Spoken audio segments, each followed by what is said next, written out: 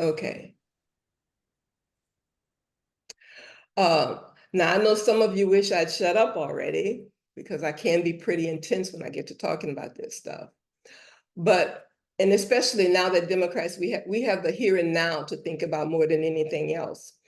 But to me, the here and now and what we're going through, that's the issue.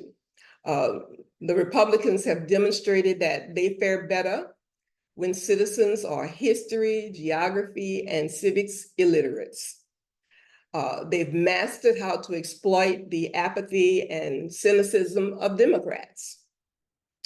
We need only to look back at the 2016 when we had an opportunity to elect the first woman president.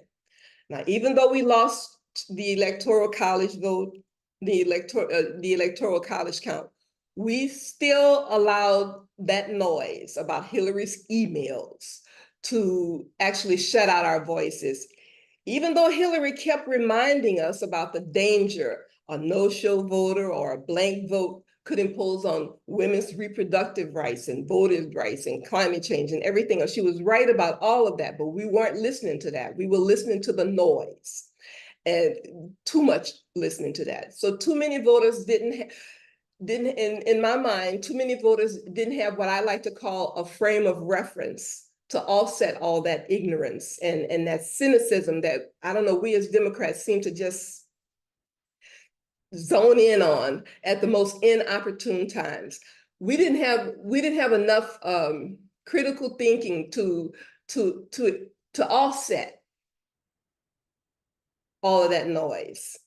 And we got the extreme right Supreme Court, and the groundwork was set for dictatorship. That's what we got because of that. So I created Democracy Matters as a league member to provide that frame of reference for as many people as I possibly can. And I didn't want it to be some boring class with a lot of memorizations, like who was the 45th president and yada, yada, yada. I wanted participants to leave with experiences they could always reflect on. Like my experience turning the lever the first time I voted in an election in my high school civics class. Julia, could you slip to the next slide? You got that, Julia? Okay, but you can't, all right. All right, now I lost my place.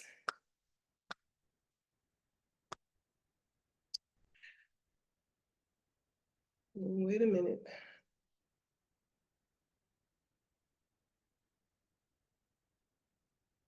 I can't see it on mine, Julia. Just give me a minute here, figure out what I'm doing. There should be a button that says you can probably hit escape and it will take you out of the full screen. Yeah. It didn't do it. Oh, Lord. This is what I was afraid of. Okay, we're going to stop share, and then you just tell me to share the next slide when you're ready. Or I could share it on my screen. How about that? Okay. Jeannie, go ahead and make her a co-host so she can.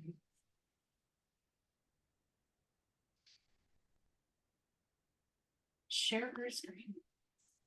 Oh, we could just go without the. I don't want to hold up the meeting trying to figure out all of these slides and things. So I'll go ahead and do it. Everybody has seen it. Now, I met a young woman. It was Sarah Chapman's granddaughter.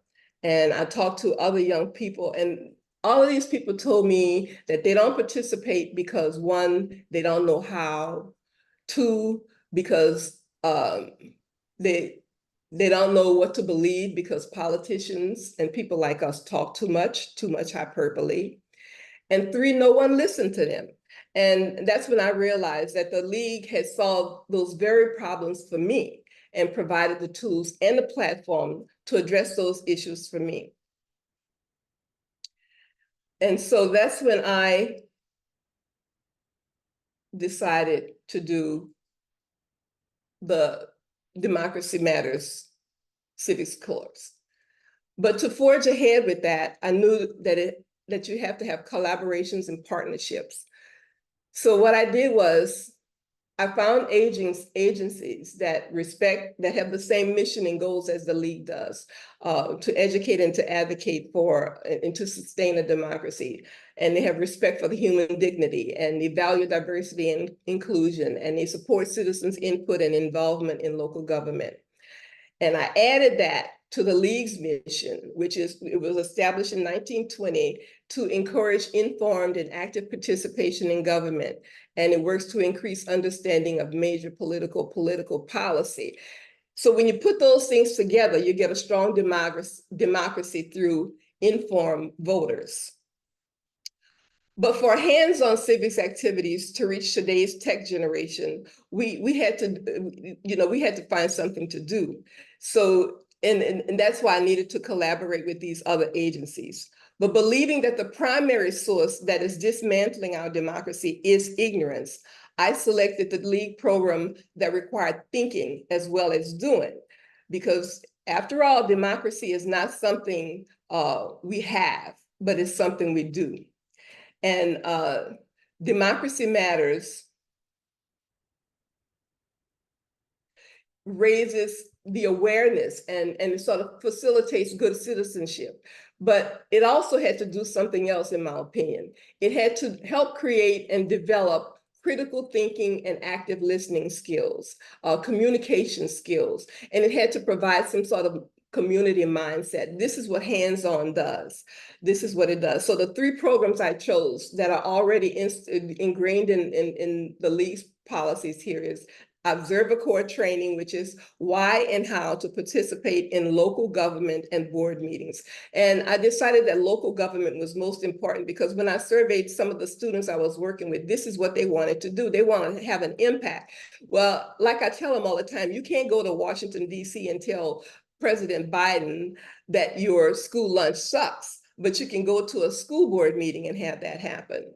And then there was the forum training, which we all know that nobody does forums better than the League, especially in the rules and the regulations that we're using that it does something that I really was very, very important, which I think is really important today, is to teach and train people how to be civil at these meetings. When you have all of these ideas and all of these wishes and desires coming together, you can't get anything done when you're screaming and yelling and pointing fingers at each other. So we try to instill that in. And then there's voter training.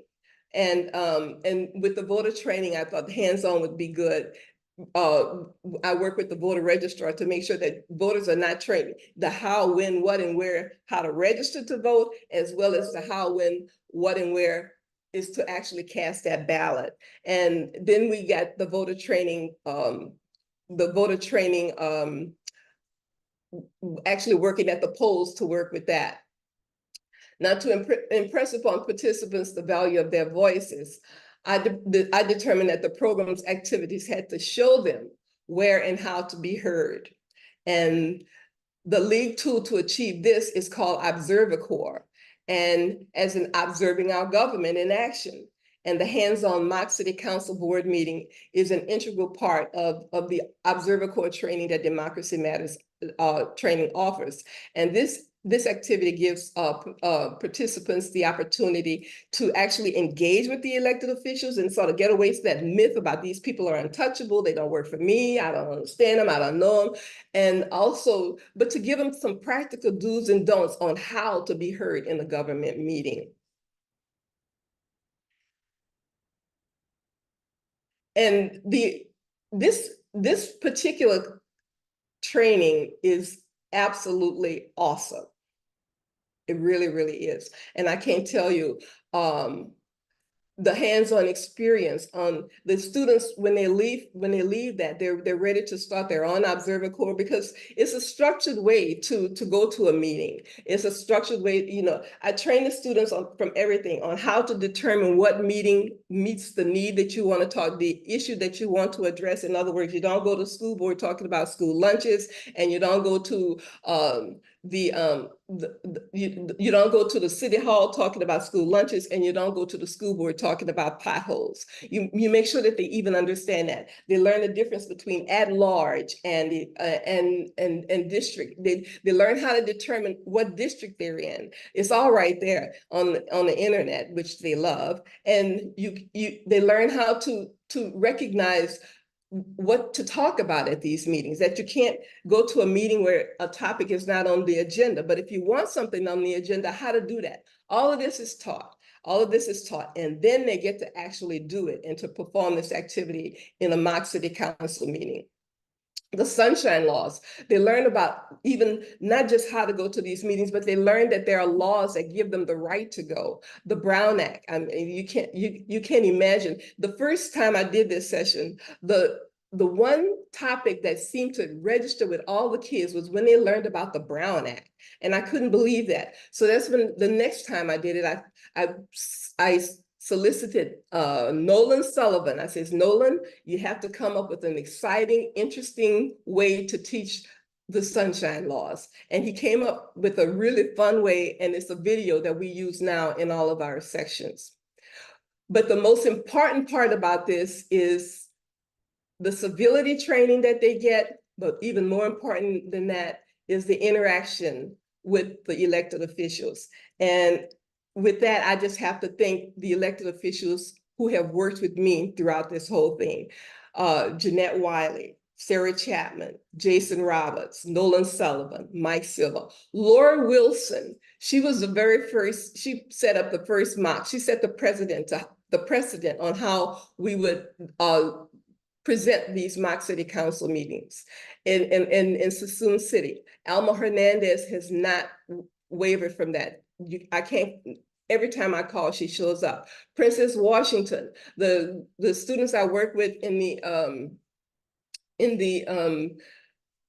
at Golden Hills, she's a favorite. And she's a favorite because of her ability to communicate with them on their terms, and they get to understand.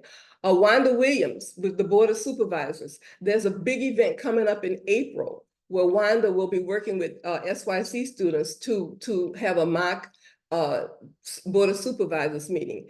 Anna Patero, she's a student favorite. She showed up every time I asked her to come. And the students, especially those students who've never even heard the word civics before, which is most of them, by the way, even the AP students, begin to recognize what these jobs are and what they mean to them and how they work for them. Michael Kitt says all of this all of these people showed up for me with Democracy Matters, and this is integral to the success of this program. In April, Democracy Matters held its first 5-hour youth empowerment summit in Ukiah with rural students. And this is in partnership with the collaboration with the Mendocino League. I call it my very first franchise. And a group of students from what they call the Northern California Youth Policy Coalition. It's a group of kids in that whole area from schools all over that area who came in to have these trainings. And the event was held in Ukiah, in Ukiah High School. And the students went through in half a day, in 5 hours, they went through all of the trainings and did all of the hands-on activities, including participating in a mock Board of Supervisors meeting. Very interesting time. So, and it's my hope now to replicate that experience here in Solano County in partnership with the Fairfield Youth Coalition. City Council members already on board for that are Doris Panduro and Kay Patrice Williams.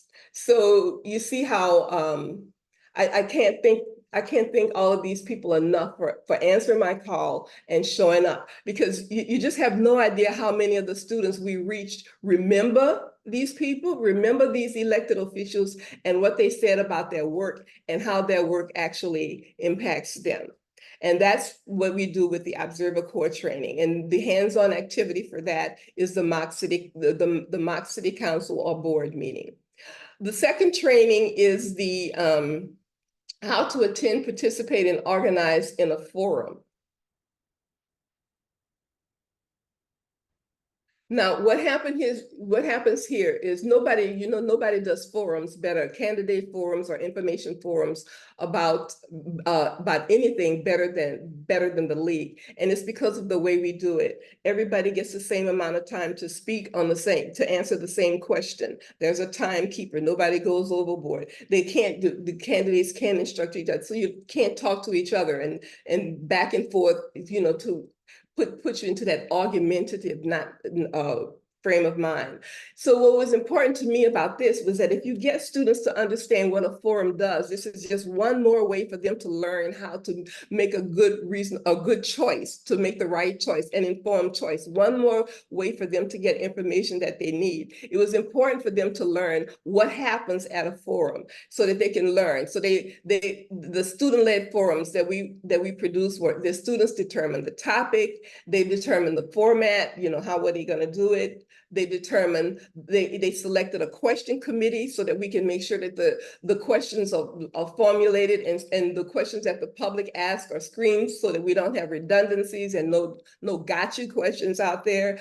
They selected the panelists and they created the invitation letter to send to them, and they maintained communication throughout the organizing process with the candidates who agreed to participate. They selected volunteers, the moderator, the timekeeper, the tech support, the host. They did all of this, and they performed every logistical aspect of producing a league-inspired forum, including set up the venue and supplies and everything. This is important, not just for kids who are going to go out and be leaders, but also for kids who are going to be citizens, so they know exactly what to do at a forum. They know exactly how to prepare to attend a forum.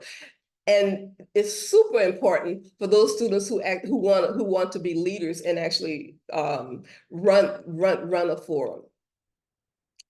And we've had two very successful forums here. SYC did a State of Education forum where they invited leaders from the school boards all throughout Solano County. They had 5 panelists, which is a good number to get for a forum of different jobs in the schools. And then by the time that forum was over, and I just sat in the office, in the audience and cried because the students were they were magnificent. The timekeeper, everything was just wonderful. The moderator, I just cried because I was so proud of everything that they were doing. But by the time that forum was over, it was the panelists who said it was supposed to be a learning experience for the students when it was actually a learning experience for them. The students at the Mary Allen Technical School did an in-house sort of forum where they had parents and teachers and principals and students working on a topic about what was happening in their school. But the point is that they understood that this is how you get answers, this is how you get solutions, and this is how you get heard. This is how you make sure the people you select hear you. This is what makes democracy work. And so that was important about that. So once the students have this frame of reference that I keep talking about, because it's very important. Now, let's face it, you're not likely to participate. You're going to poo-poo everything you don't understand and you don't like. That's what you're going to do. You're going to be cynical about it. You're going to, this doesn't work, and yada, yada, yada. But so that's why it's important for us to have civics, this kind of programs. And, we train young people and students in these kinds of programs. And once the students have this frame of reference on the why and how democracy works, I found them to be not only inspired, but they've actually learned the hows and the whys. They've learned and experienced ways to participate, how to go to a city council meeting, how to attend, or even to organize a forum. This is what they do. And once they've done that, then they get to do the real deal here. They get to exert the power of having such knowledge. They get to vote. And the voter training service that we put on, the voter training, is not just how to register, but it is how to vote, and it's hands-on. It's actually hands-on. Now, for this training, I'm in partnership with 2 groups. First is John Gardner from the voter registrar's office. Not only does he and his team demonstrate everything about voting, you know, how, where, when to register, they also do how, where, and when to cast a ballot. They do this using their equipment and technology. Now, we all know nothing sticks with you like the sense of sound, smell, and touch. And this is what this session does. And nothing gets young people excited like sound, like hearing and touching and playing with computers and technology. So this is a real popular session with the students who participate in this. And as a result of all of this training, I collaborate with the Delta Sigma Theta sorority, with the Adopt a Poll program, so that they can actually, so the students actually have a place to go to. Once they learn how to do all of this, they can actually work a poll and earn some money for themselves or for their schools or whatever. This is a very, very engaging process, and it's lasting because we're not just standing up here and telling you need to vote. Voting is important, and it's not just about the history of voting and all of the people that lost. This is how you do it. This is why we do it, and this is how we do it. And that hands-on approach is totally what the kids really get out of this. We just had a session with the APAPA group, the Asian Pacific group. Now, the good thing about working with John Gardner and his team is that he brings all of this equipment to wherever we are. Wherever you have those students ready to learn, that he does that. And then you can go to him at the voter registrar's office. A week before we had the APAPA event, we had an event with the ARC Solano group, which works with developmentally challenged young people. And we went to the registrar's office, and John and they were very much engaged in the whole thing. There were people who wanted to they actually got to experience how to use the the equipment to vote if you're sight impaired, how to vote if you're not too good at reading, and how to have it read to you. It was an amazing event, and it's a really important thing. And what we've added to that, what John has added to that, and it's a real eye opener, and it's another thing that's impactful to the students, is that when you visit the registrar's office, you get to see how ballots are handled from start to the final count. And that is critical. And everybody has the right to do that. John has a little room set up where if you want to see how the votes are counted, you can do that. And the students were thrilled to know that. So when these young people get out into the world and somebody starts telling them how their votes are counted, they're going to say, well, what do you mean how my votes are not counted? My votes don't count. They're going to understand it when what I've been telling them all along, that you can't count was not what you don't cast. They're going to understand what that means, because if they have voted and they've done all of the things that they've learned, then their vote will be counted, and they can tell you how the votes are counted. Now, thanks to Superintendent Lizette Henderson, I've been able to bring some or all of the Democracy Matters programs to Solano students in several of SCO's programs. The Solano Youth Coalition, SYC, has given me access to middle, high school, and college students in Solano schools. Mare Allen Technical School, MIT. This was with students enrolled in a newly implemented accredited civics class that's in Vallejo. ARC Solano residents, this is for students with developmental disabilities. Golden Hills Community School, this is from schools placed in school alternative education program. Evergreen Academy is for students that are incarcerated. Travis Education Center, TEC, students enrolled in Solano Continuing Education Program. Then there are other social organizations that we work with where it's not just a student, but older people too, like the Parent Leadership Training Institute, which is a part of the Solano County Children's Network program. And this is for low-income parents and immigrant families who actually learn all of this process. And then there's APAPA, the Asian Pacific Public Affairs Group. And then there's also the Police Activities League here in Vacaville, the Summer at City Hall program. For the past 3 years, we've been bringing our Observer Corps training to them. So this is what we've been able to do here. Now, if you're interested, and I think it's important for us to remember that we have to keep these things going. I'm hoping that all of the elected officials that I've worked with take the call of who calls them from the league before, because this is putting these young people into society ignorant about how government works is fundamental to the mess we're in today. It's absolutely the reason why, as far as I'm concerned. Now, if you're interested in viewing some of these experiences that Democracy Matters had, there's a slide that Julia can put up later. You can send out where you can look, you can see some of the videos that we've done on how to do this. I'm sure they can do that. Now, I know that our biggest challenge in this election is to get the vote, to get out the vote. But as Democrats, right now, we're the only party that represents a government of, by, and for the people. So we have to do a little bit more.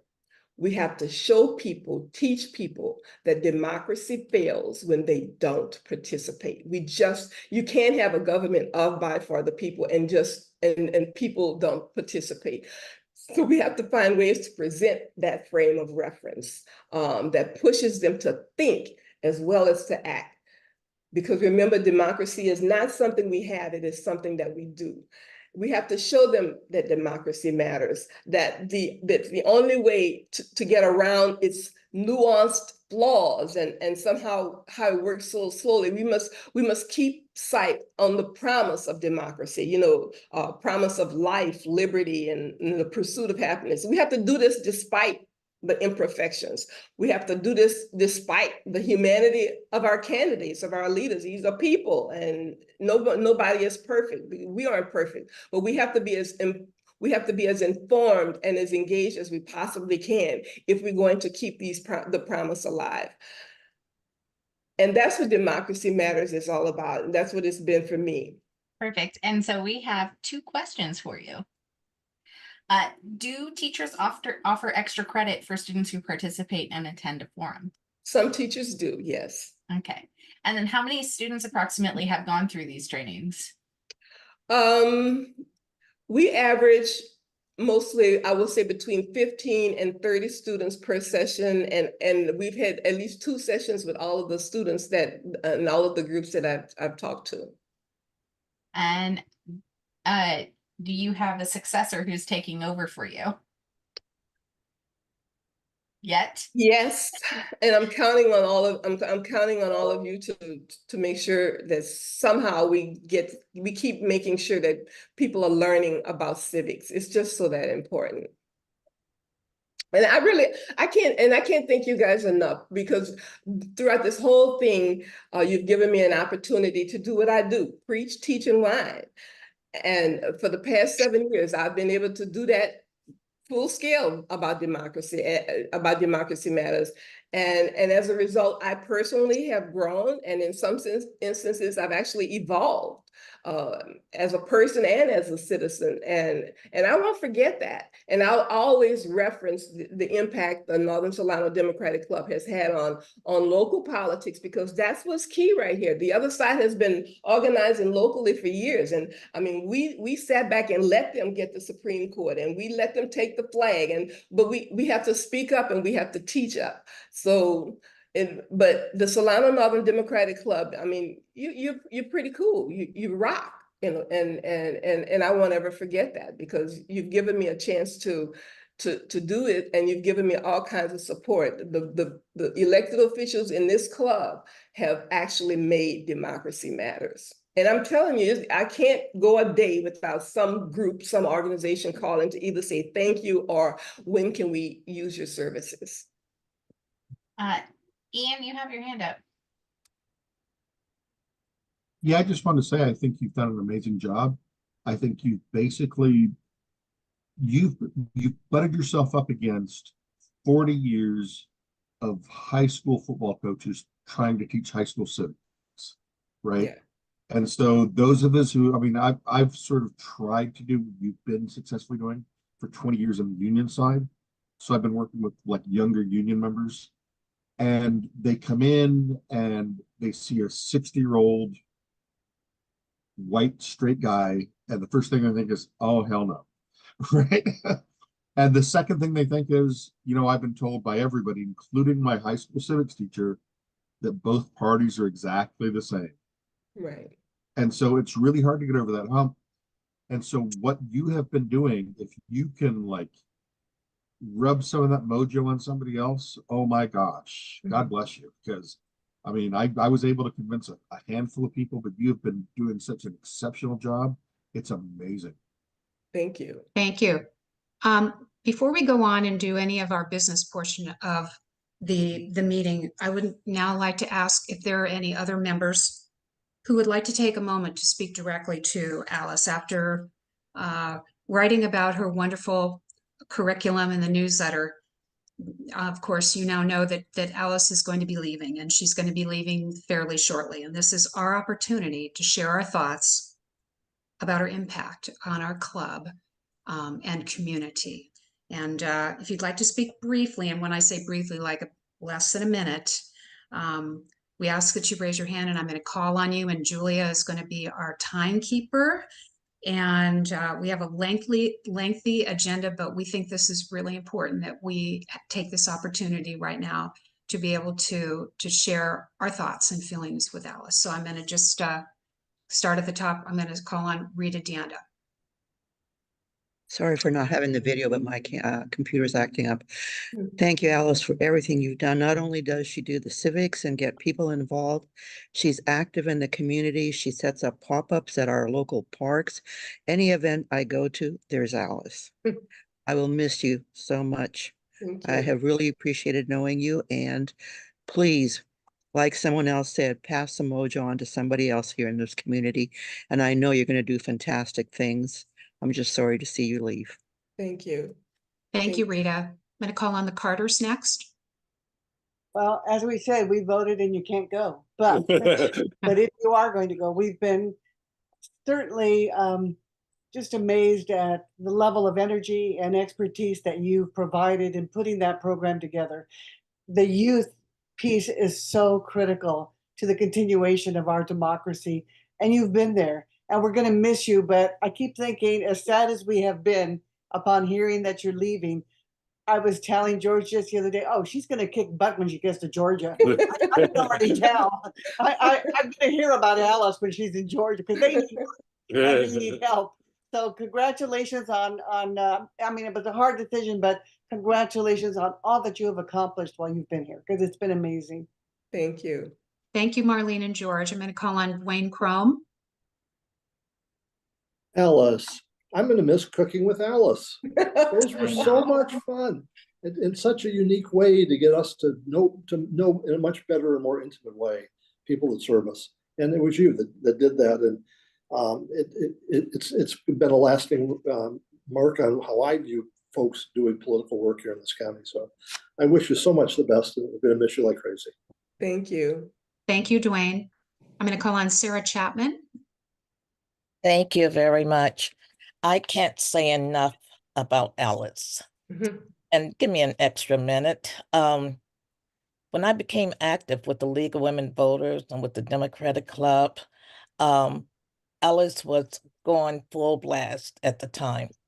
When I decided to put my name out there to run for the city council, I had just had a fire in my home, and Alice allowed the group, the individuals that volunteered to assist me, to meet at her home. She opened her house each and every time. Alice, I've sat with her briefly and chatted with her on different areas of her wonderful, outstanding curriculum. And she's just amazing. And I'm going to be honest, she has been working so hard. And I suggested to Alice to form a nonprofit organization so that she could get assistance with everything that she was doing, which was coming out of her pocket, her time. She is worth whatever grant could come her way.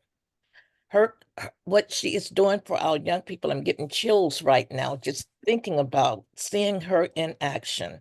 And like you say, when she gets to Georgia, Alice will be taking care of family, but I'm sure Alice is going to find time to get involved with the young I people. will. I wish you the best. And this is Thank not you. this is not the end of our sisterly relationship. Thank Thank you, you. Dr. Chapman. Thank you, Sarah. I'm going to call on Jason Roberts. Yeah, hi. I just wanted to thank Alice for kind of volunteering me to show up to Golden West one day with I think Jeanette was there as well. Um, that site in particular is important to me for participating because those are the kids that were in the neighborhoods that I grew up in, and that was a lot of my friends and could have been myself sitting in those classes out there. And I know when I was in high school, there was nobody from my neighborhoods sitting on councils or being elected and representative for their community.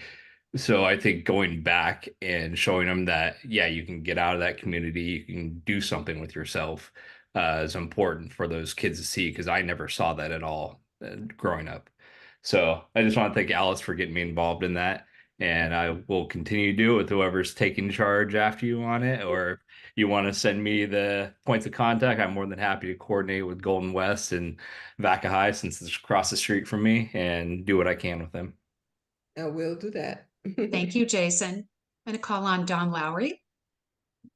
I'm going to echo everyone. I will miss the Cooking with Alice episodes. Those were always very fun. And you opening your home and being willing to serve as our video chef, and while grilling our candidates and elected officials, was always a treat and a delight. I appreciate your willingness to serve the club in a number of capacities, serving as our secretary, serving as our chief cheerleader and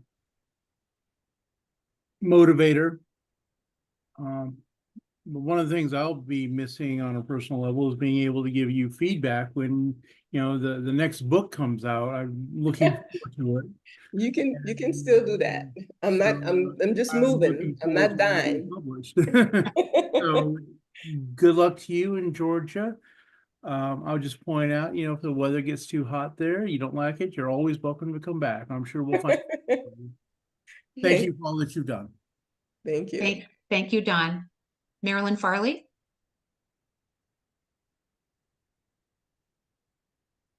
You're muted. Yeah. There you go. Well, Alice, I think you've been an inspiration to all of us. You're passionate, you're articulate. The first few times I saw you, I was like, who is that lady? Wow.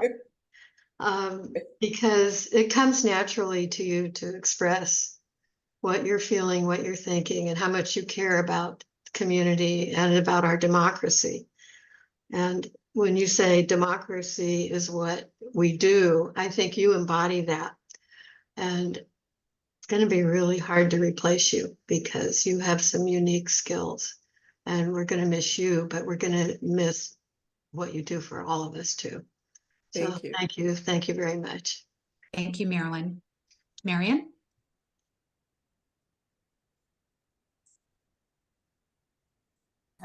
Oh, Allison, Marion, oh, Marion. I don't think I can do it. Darn it all. I am beyond sad. I really am. I'm just crushed.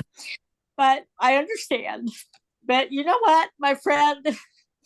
It's going to be so hard not to have you there fighting the good fight, standing up for everybody else to have the same rights, waving signs, going to meetings.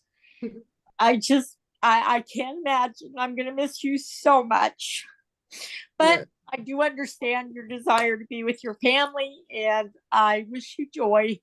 And I sure hope you will at least maybe participate in some Zoom meetings and keep in touch, please. Okay. I know, Thank Marion. you. We've been through a lot. Thank you, Marion. I'm going to call on Marge Kelly. Alice. Yes, Marge. Oh Hi. my goodness, it's been such a great privilege and honor to work with you on so many issues over the last few years here in Vacaville, from politics to the organizations that we worked with. You leave a legacy in our community that will be remembered for a very long time. From your creative writing projects to politics to your democracy work. The work that you have done on civic issues has been most important, especially to our youngsters who are just entering adulthood and need to know the lessons that you have been teaching so much. You will be missed. I will miss you. I will miss you too. Thank you, Marge. And call on Amy Russell. Alice, I love the passion at which you tackle these very important issues, but also the humor at which you just bring to everything that you do. And you were so wonderful in my campaign. And for those of you who don't know, one day Alice says, I'm making you a song for your, as we wave signs. And she co-opted a Christmas song. So I made something for you. Not as good though. Dear Alice and Charity, we sure do think the world of both of you. We know your heart beats a true blue. You remind us the importance that democracy is what we must do. Vacaville has been so lucky to have you in our community. We will miss you both quite dearly. Wishing you the best as you move to Georgia for your family. Please know you've made a huge mark in our city. Oh, thanks. And don't worry, I'm working on that campaign song for your next election too. Excellent, excellent. Thank you, Amy. I'm going to call on Jeanette Wiley. Well, Alice, I have so many things to say, mostly about how you've been a role model the whole time you've been here to me and many others. I mean, when you were first here, people noticed and listened and paid attention. You yourself have been very focused on things you want to get accomplished, and no one's going to step in your way. You have a plan and you want to make it happen. You're committed to making a difference, and you're not afraid to try new ideas, whatever it might be, as long as it would help further democracy in Solano County. But then you also evaluate the impact of what you've done. Is it working? What else can I do to make it better? Who can I call on to be in collaboration with me so that it does work? And the other key is you make personal connections with the people that you're presenting to and that are also helping you. And you really let people know that you value their connections and their support. But beyond all that, we're talking about League of Women Voters and Democracy Matters. You're yourself a great published author, and you also are a campaign supporter. When I was running, you were very helpful in the campaign. And after my election, you've been a District 6 volunteer and wanting to try things to make District 6 better, supporting the Spruce Up Days and other things. And you're a great family member. So you have a personal life in addition to everything else that you do. So I just want to say that my life has been enriched by knowing you these years. And I really appreciate your support and have been honored to help you with that. So thank you and good luck. Thank you. Thank you, Jeanette. I'm going to call on Nolan. All right. Alice, I didn't really think what I was going to speak about tonight, but I just wanted to speak really quickly. Sorry, I'm out in the back garden watering my garden. As an elected, you oftentimes have to bluff and act like you know what you're doing and act like you're not scared and act like you feel fine. And oftentimes you don't. And you have the uncanny ability to make people feel safe and powerful and loved, and just the reinforcement that you provided behind the scenes for myself, for other candidates, for families, for students. It's just unbelievable. So you've made a huge mark on my life, my family's life. And I am just so privileged and so grateful. Like I can't watch the screen to know you. You're a true friend and just an inspiration. And I'm just going to miss you dearly. But I just wanted to say thank you. It's been a privilege to work with you and get to know you. Thank you. Thank you, Nolan. I'm going to call on County Supervisor Wanda Williams.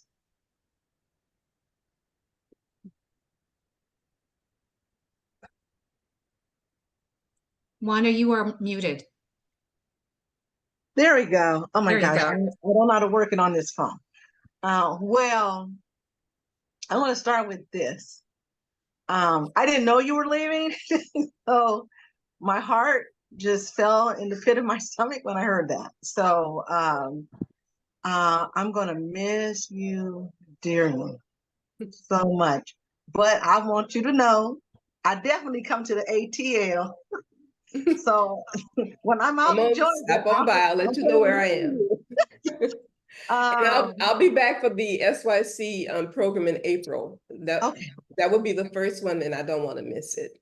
All right. I was thinking, look, I do this by myself. Okay. Well, let me just say this. I am so thankful for cooking with Alice because it was really my first opportunity to really spend time with Alice. And we just hit it off. I mean, instantly. And, you know, she makes me laugh. She's passionate. She's unapologetic. And I love that she challenges us to think and be bold and to really make sure that democracy does matter. And so I am forever thankful for your leadership, your friendship. And I just can't wait to see what you get to do up there in Georgia because they need help. I've made too many calls to Georgia for elections. So I know you're going to do great things there. And I'm going to miss you, but I'm glad you get to be with your family. Thank you. But I'll see you in April. See you in April. Thank you, Wanda. I'm going to call on Jim and Betty Hardwick. Jim, there you go. Yep. Took me a while to figure out where to find all these controls here, but yeah, so I was just wanted to say, Betty and I are going to really miss you. I've really enjoyed dinners at your house and working with you in your garden and at campaign events. And so many times, there's when you say something, I think to myself, wow, that's what I would have wanted to say if I'd have thought of it. And it's just what I was probably thinking, but wasn't able to put into words. And so I really have appreciated you, and we're going to miss you. Thank you. Thank you, Jim and Betty. I'm gonna get you, Jeannie, for doing this. I know. But while I have the floor, I'm going to continue calling on people so they get a chance to say something to you. So you can't get me now. I'm going to call on Tanya to speak. Tanya. Miss Alice, I am going to miss you. I am glad you're going to be with your family. And I appreciate you for always showing up unapologetically and authentically as yourself. Because when I first joined this club, there weren't too many people in those meetings that looked like us. No. And you spoke your mind, you spoke facts, and I genuinely appreciate you. I have so much respect for you. Thank you. And I am going to miss you. Thank you. Thank you, Tanya. I'm going to call on Michael Silva. I know everybody's expressing gratitude, but you reminded me that I'm getting older, in the sense that we've met so many good people. You remind me that we meet so many good people throughout our lives, and things are always so quick and easy to change. So I know I was trying to make a joke, but that probably fell flat. But I absolutely appreciate your efforts in making sure that we know and we're reminded, especially as locals, that democracy does matter, that democracy is not a spectator sport, that when we vote, it creates a whole mechanism that I underappreciated and was ignorant to, that ensures that our electeds listen to those folks, whether they agree with them or not. And again, kind of similar to what Jason was sharing, that when you grow up in areas where you're just raised to believe that you are inferior or that you are less or that you are worth less, that you have other folks that have lived a whole different life in another part of the country or different parts of the world, and bringing in that wisdom and experience is something that is extremely invaluable, and something that I know that many of the youth that you particularly have been dedicated towards impacting will impact them throughout their lives. And maybe it doesn't happen just right now. Maybe it'll happen eventually, but I absolutely appreciate you constantly holding us accountable and telling us local kids and these are my words, but to get our stuff together and make positive things happen. And I apologize. I was actually talking to a neighbor that was just expressing a lot of gratitude and how she wants to create change in our community. And then I hear this news that you're split into the ATL, and I'm like, what? But I'm very happy for you, very thankful for you, and and we all have the responsibility to carry on the legacy and impact that you made to all of us. So thank you, Alice. Love you. Thank you. Thank you. Thank you, Michael. I'm going to call on Bridget. Hello, can you hear me? Yes. Excellent. All right. Well, I want to say that I firmly believe that your level of personal dedication and passion for the democratic process is irreplaceable. Here in Solano County, we have a lot of other great people, but your personal level, that will never be replaced. And so we are going to miss you. But I believe that our loss is Georgia's gain, and the Democratic Party needs you in Georgia now. So thank you so much for all you've done for us and all you will do for the party in the future. Thank you. Thank you. Thank you, Bridget. I'm going to call on Anna Patero. Oh my gosh, I'm shocked. First, thank you so much for inspiring me. My students speak at city council meetings. They speak at board of supervisors meetings. They speak at school board meetings because of you. And things happen for a reason, and those kids in Georgia need you. Thank you so much for inspiring me. Thank you for your voice, and keep persisting because you're a fucking badass and they need you. Thank you. Thank you, Anna. I'm going to call on Carol Hendrick. Alice, it's hard to just put it in one word, but I will miss your presence. Just your presence, your spiritual guidance that you offer to us so freely, so on target in what you say. There's no replacing you. Thank you. You're just gonna be missed. But Georgia's lucky to get you, and I certainly understand the Pola family. Thank you. Thank you, Carol. Well, I think I am going to have the last word on this one. I want to start by just saying that, Alice, you have honored us with your presence since you arrived on the scene in 2016. And I've thought a long time about what I wanted to say to you, but I think what I would like to say is, I'm so grateful that you always said yes. That you always said yes to everything that we wanted to do. You always said yes to being there, for being present, for being the one that would speak up and help us to speak up too. We're grateful for you, and you have been an impactful presence in our lives, and you will be sorely missed. But we are really thankful that you are going to be with your family.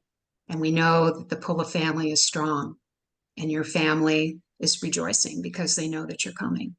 So we rejoice with you. And thank you so much for everything. And thank all of you for sharing your thoughts.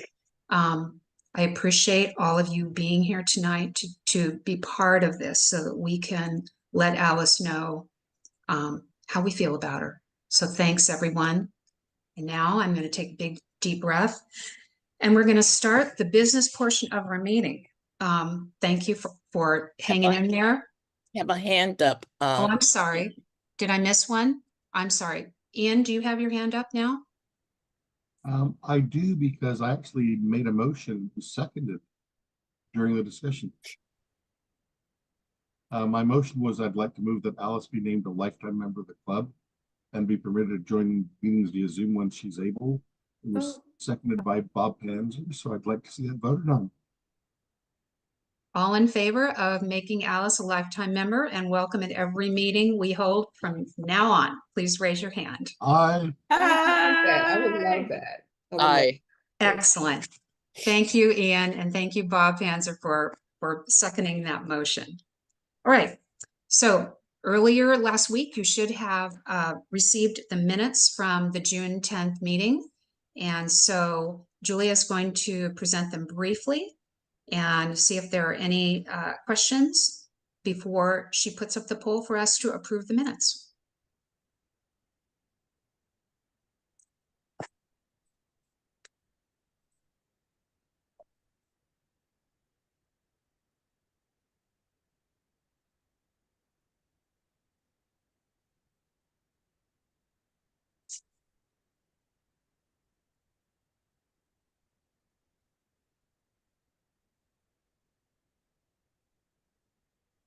Move adoption. Sorry, it took me a second to go read an email or text message before I could launch the poll. Okay.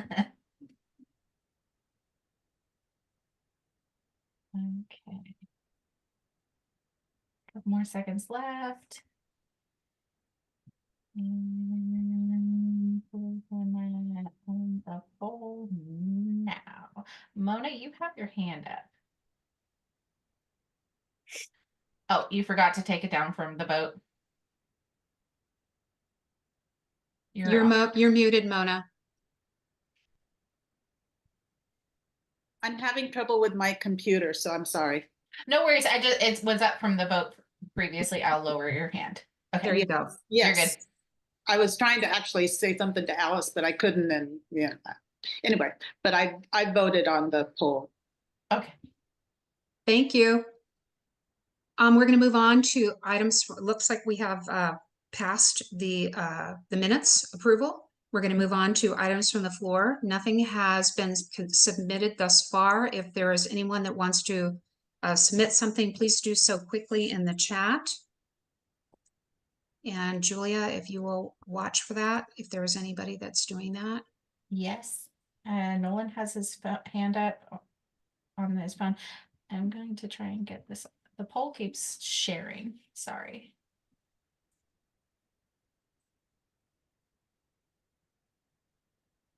Nolan, do you have something to add to items from the floor? Yeah, just a really quick one if possible. Okay, it's item from the floor, not an announcement. No, it's I guess, well, I don't know. What's the difference? Announcement is just like something that's happening. Item from the floor is actual club business that you want on the agenda. I think this is kind of sort of club business as well. And I'll be super brief. So I just want to remind the club that Vacaville has the first democratically led majority council in the history of Vacaville. We've had that for a term or two. The campaigns are starting to heat up. We have several competitors being run against Democratic incumbents sponsored by the mayor and a local church that shall not be named. So I'm just asking the club to really lean in this year early on the election cycle, help support our candidates. Vacaville, like I said, we turned blue for the first time ever a term and a half ago, and our candidates are really going to need our help. So I just want to remind folks that we have a razor thin majority, and the mayor, the Republican Party, and a local church are really pushing other candidates hard for a very right-wing agenda, and just wanting to put that on folks' minds in Vacaville that we need everyone's help this election cycle. So please get involved and jump in. Thank you, Nolan. And we will be hearing from numerous candidates who are going to be trying to do just that, working toward keeping the majorities here in our little part of Northern Solano. But thank you, Nolan, for bringing that to our attention. And definitely we will be addressing that later on in the meeting. Okay, I'm not seeing anything else, Jeannie. Nothing in the Thank you. chat. So I would like to have Julia display the agenda for tonight's meeting. You should have received that also. So she's going to just display it quickly. And then Julia will put up the poll to vote to approve the agenda as well.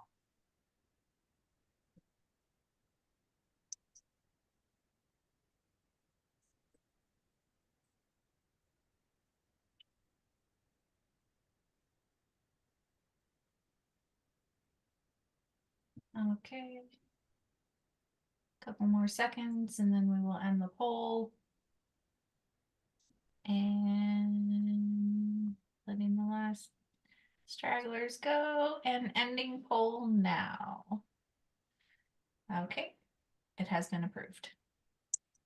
Thank you so much, everyone, for voting so quickly. We're going to move on to officers' reports. And as president, I do not have anything to report. I will be speaking later on in the meeting about some club business, but I have no official report to make. I'll turn it over to the vice president if she has a report to make. I will be speaking plenty. I'm good. Let's keep moving. Thank you. I'm going to turn this over to our secretary, Nancy Federle. Hi, everybody. I just have a brief report, and this has to do with our postcards. And back in 2022, the election cycle, NSDC created and sent out over 27,000 postcards in support of our endorsed candidates that year. We sent postcards to targeted Democratic voters in 4 cities in Solano County: Fairfield, Dixon, Vacaville, and Suisun City. The NSDC is once again making plans to create and send out postcards for this 2024 election. We're currently pricing union printers and gathering other information prior to our September candidate endorsement process. We've heard from the candidates that these cards were very effective with the voters and are definitely worth the expense. And they, it is expensive to send out mailers. We thank you to all our members who support fundraisers and contribute to the DEM effort and pay yearly dues that makes this effort possible. So stand by for more information as we gather information for this effort. Okay, thank you. That's it. Thank you, Nancy. And of course, again, thanks go out to Nancy for once again putting out an absolutely stellar newsletter this past week. I hope you all got a chance to enjoy it. She did a great job, as always. I'm going to turn this over to our outreach chair, Jacob Francisco. Good evening, everyone. No formal report, but just ask that, if there's anything that you want to see on our social media, let me know. We'll be able to get that up on our social media. Thank you, Jacob. Now I'm going to turn this over to our club treasurer, Don Lowry. And there you go. Right. Thank you. In the month of June, we brought in $390 in dues and contributions. We had total expenses of $77.46, which included booth rental and supplies for the Pride in the Park in Vacaville, as well as our Act Blue expenses for an ending balance of $28,417.27. For the eagle-eyed among you, you'll note that there's a $20 change in the beginning balance. Because last report I had included a check that was in the mail but not yet received in my tallies, and when it was received, it was for more than I had been informed, so had to adjust by $20. We currently have 104 paid members, and actually, as of tonight, 105 paid members for the club for 2024. So thanks to all of you who have joined and paid your dues for this year. And we are currently receiving $230 in recurring monthly donations, which, as Nancy said, will be helping toward our campaign events this fall. And that's it for the treasurer's report, but I do want to just comment briefly, putting on my hat as a national delegate regarding the recent kerfluffle. I just point out I am a pledged Biden delegate. As long as he is an active candidate, that's where my vote is pledged.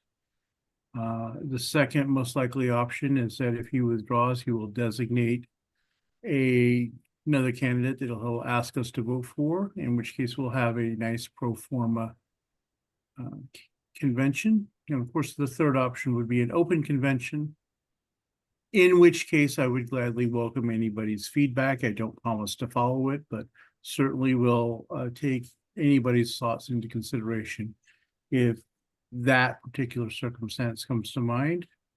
But fingers crossed that something is resolved before then, because we don't really need a repeat of 1968.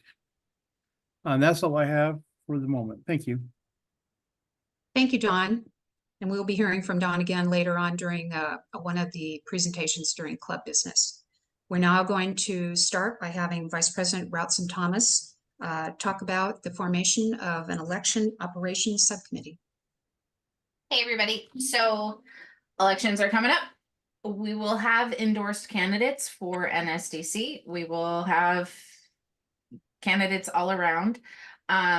But the biggest thing is going to be getting us out and mobilized. And quite frankly, Northern Solano Democratic Club is operations in the north of the county. So we want to be as organized as we can be this year. So Jeannie and I would like to form an elections operations committee so that we can determine strategy and how we're going to get out there.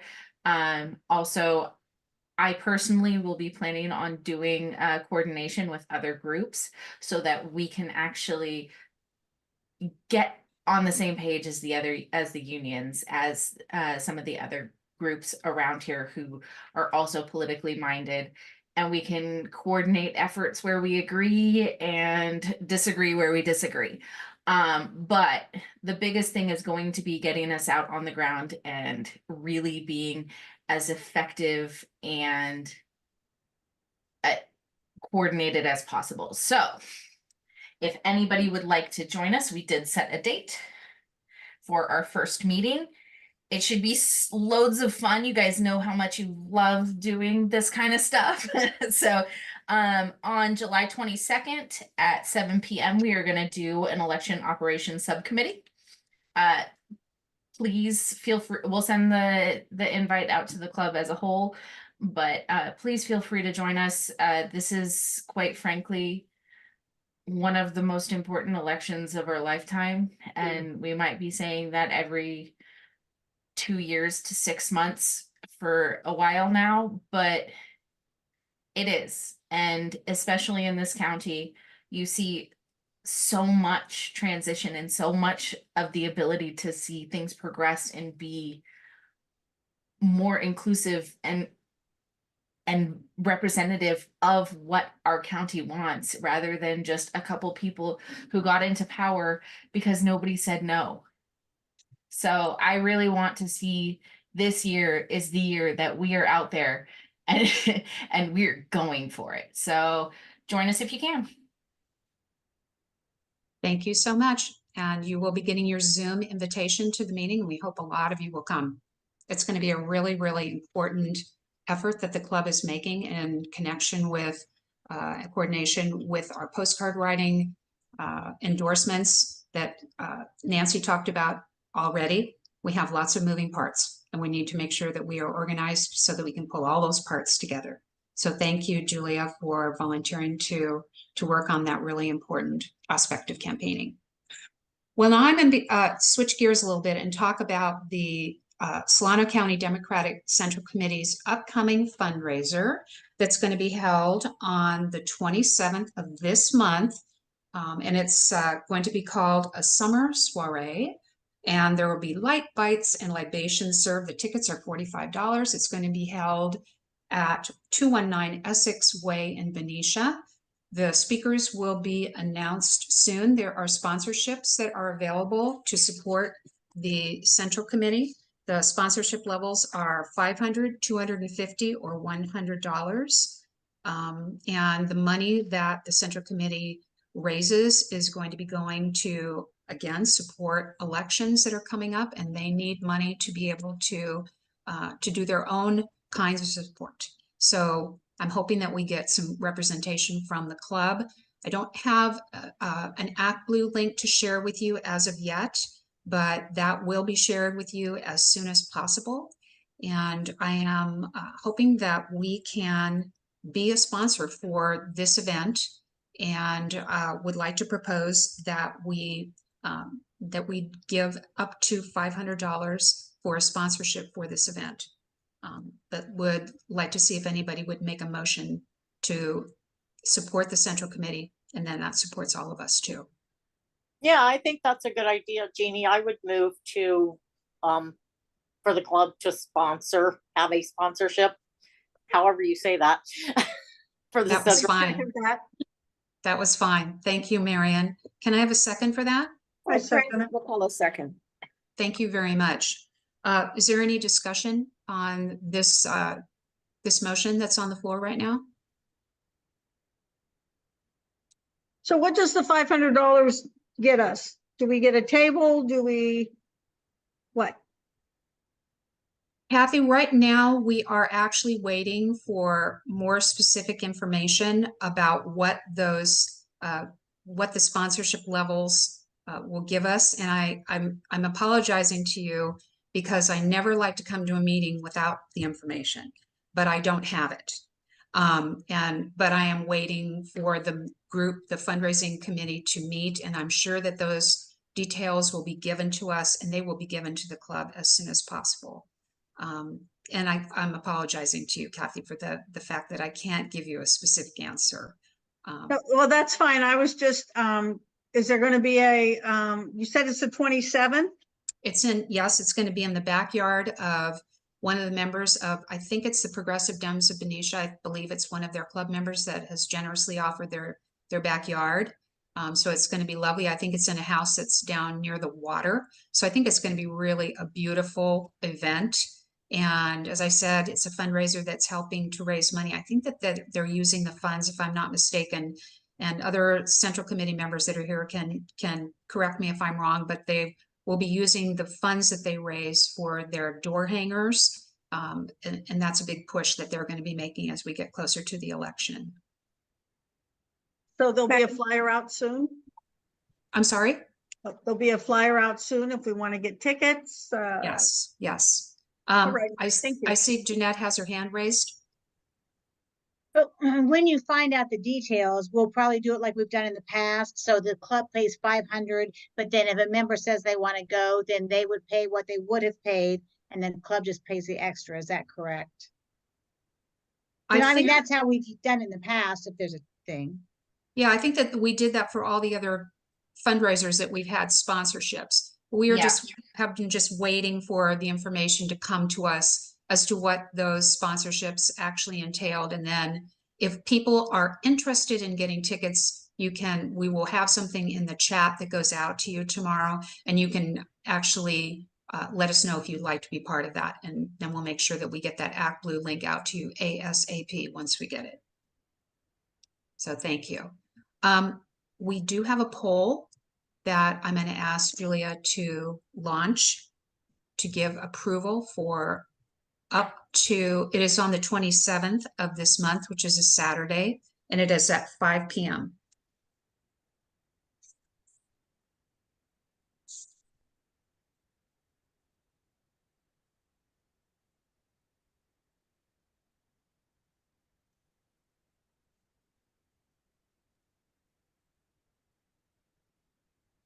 Okay, most everybody has voted. I will give you just a couple more seconds. Okay, and ending poll now. And so we will be sponsoring a table. Thank you, everyone. I appreciate it. You'll get the information as soon as it is presented to us. Thank you so much. Now I'm going to turn this right back over to Vice President Ralston Thomas, who is going to be talking about an upcoming candidates event for NSDC. Right, my brain has fully broken. It's after 8 o'clock, guys. We're on the downhill of my brain. I am sorry. So we are not doing any more fundraisers this year, as it's just an election year. So what we are going to do, or what we'd like to do, is a meet and greet for candidates prior to our interviews, so that the candidates can have some FaceTime with our members. Our members can vet the people that they'd like the club to endorse or they would personally like to endorse. It's going to be a free event. We'd like to host it at Arlington Park where we did the chili cook-off. It has lots of lovely mature trees that provide some shade as well as 2 shade canopies. We are going to do it from 6 to 8 p.m. to keep us in hopefully a better place than the other possibilities. And I think it'll be a lovely thing for us to do. It will be a potluck. So bring a goodie if you'd like. We will be providing water for everybody. And it should be a wonderful time. So if somebody would like to make the motion for approval of up to $200 for this event, I would be very grateful. Do you have a date? Yes, I believe we said August 11th, which is a Sunday. Yes, that is what we said. Okay, August- Judy, I'll make the motion for that too, up to I'll 200. second the motion. Okay. And let me go ahead and, do we have any discussion? Ian? No, I was gonna make the motion, this is where I raised my hand, so never mind. You got beat to the punch. Damn it. Kathy? So, I'm just curious, will these be only local, campaigns that were, or candidates, or are we talking, state? All the way up? We'll invite anybody and everybody. Whoever shows up is whoever shows up. So that's the best I can tell you. Likely That's we fine. will get a lot of school board and city council candidates. We probably will get a state senate candidate. As long as they are a Democrat, they will be invited. Tanya, go ahead. You may have said the name of the park, but I totally missed it. Where will it be held? At Arlington Park. Arlington Park. It's right off of Peabody. I believe it was where we held the chili cook-off last year. Yeah, that's where that was. Yeah. Okay. Gotcha. Thank you.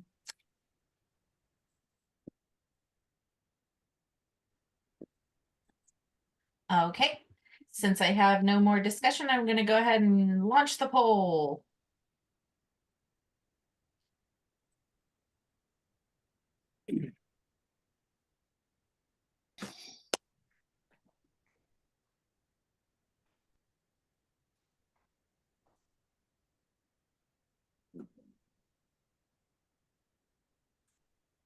Has that launched, Julia? I don't see anything. Yeah, it launched. Wow, I saw nothing but the little person. Okay, well, my options are to end poll.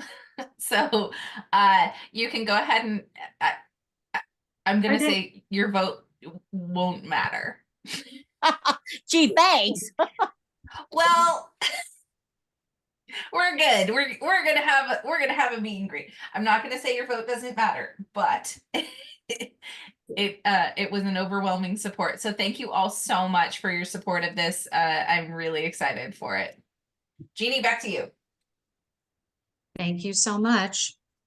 We are now going to be hearing from Treasurer Don Lowry, and also wearing his other hat too, as SCDCC Chair, Don Lowry, who's going to be leading the discussion on whether or not the NSDC should join the coalition with Solano together. After this discussion and the proposal is moved and seconded, Julia will administer the poll for the decision that we're going to make. So now I'm going to turn it over to Don Lowry.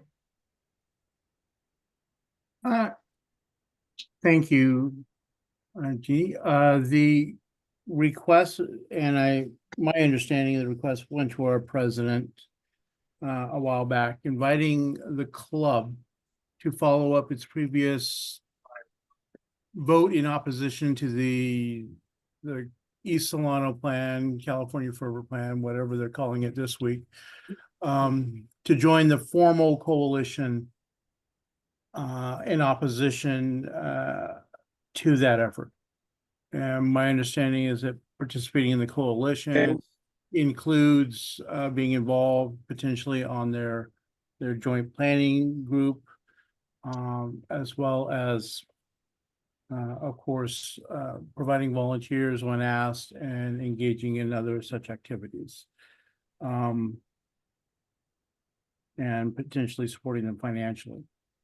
I am arguing against us formally joining the coalition simply because if we're sitting in their meetings and if we're participating in their conversations about how they approach the campaign and plan the campaign against this measure, we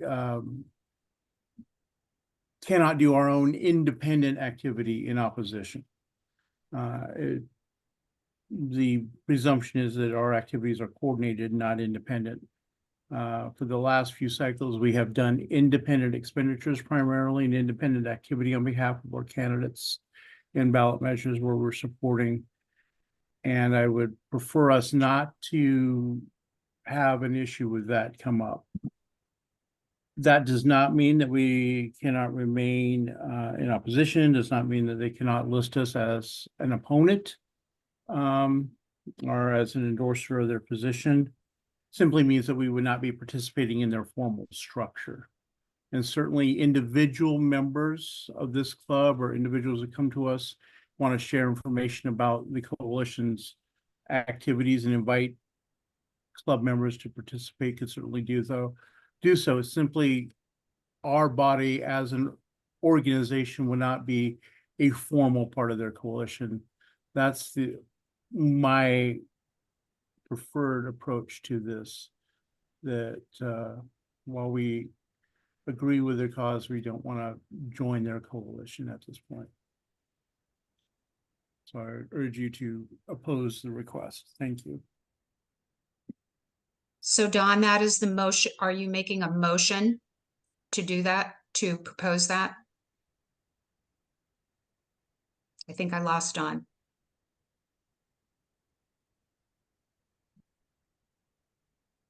I thought maybe he was just making a comment and inviting further discussion, but I see Ian is making a motion. Well, Ian, we've already made a motion.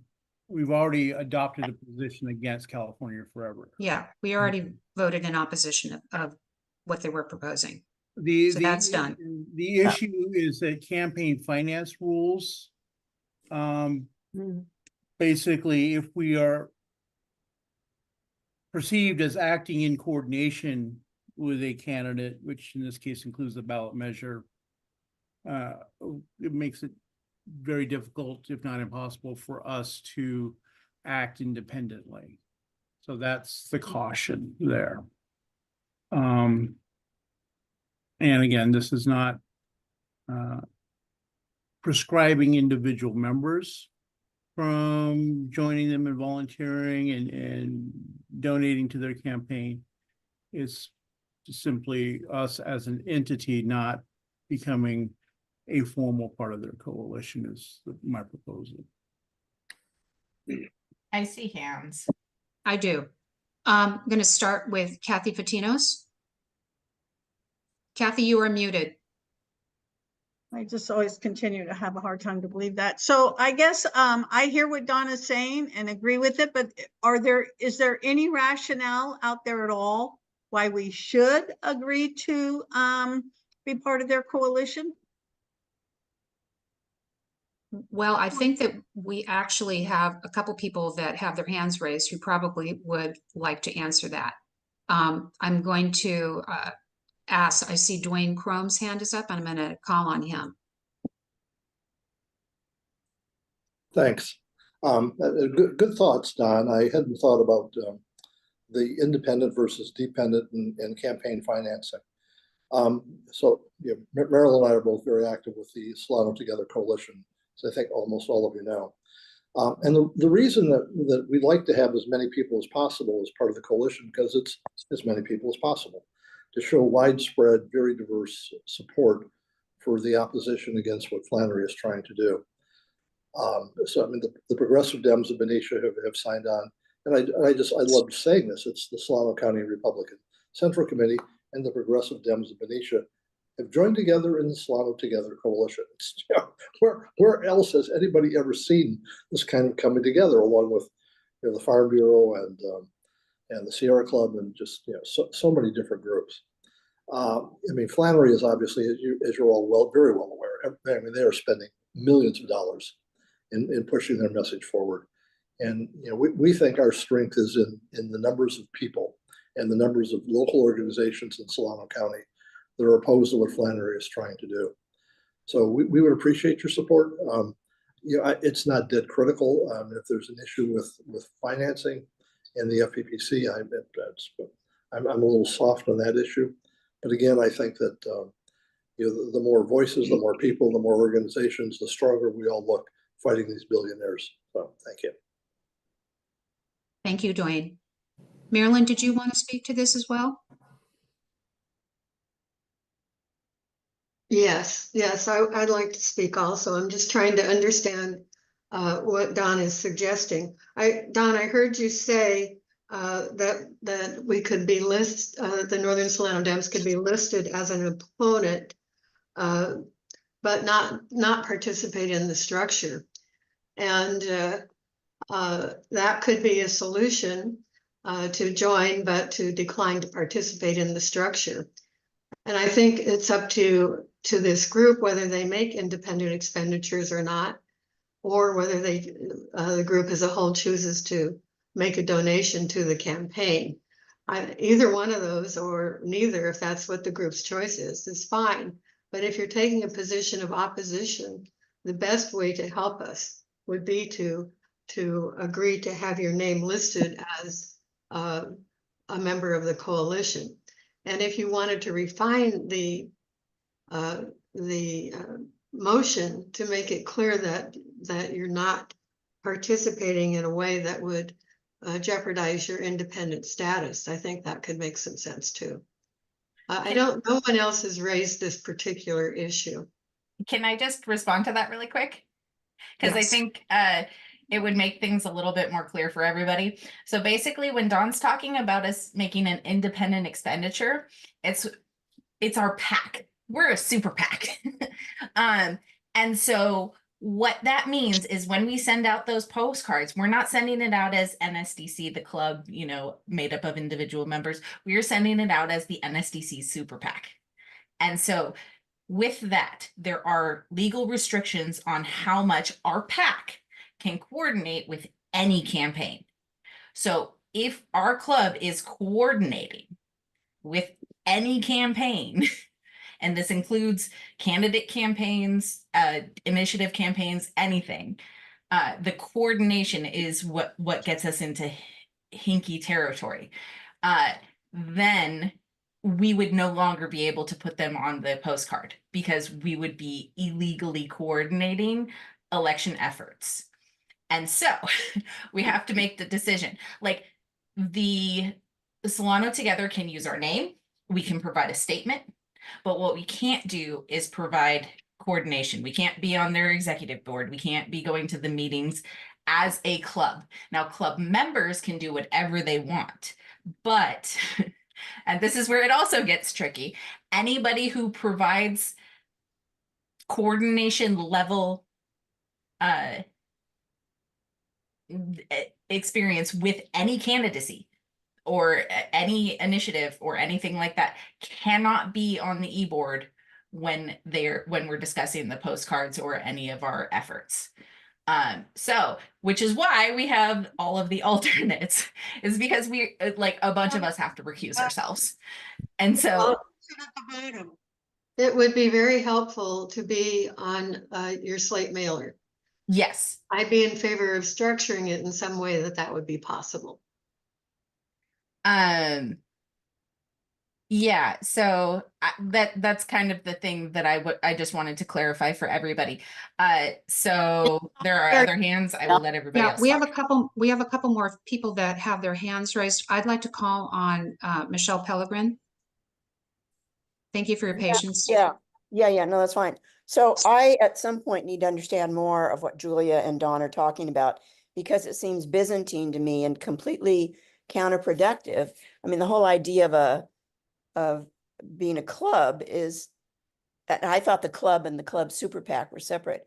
Of being a club is to be able to be involved in things like this. So there must be some rules that are, anyway, that's for a later time. I think that the strength of joining this kind of thing is, first of all, you have strength in numbers, you're communicating, so you're all on the same page. We know what's happening. We know how to direct our energy the best way possible to defeat something like this. And it is very, very impressive in terms of presentation when you have a huge variety of clubs joined together to defeat something. It makes an impression on people. Thank you, Michelle. I see that Ian has his hand raised. You're muted, Ian. Okay.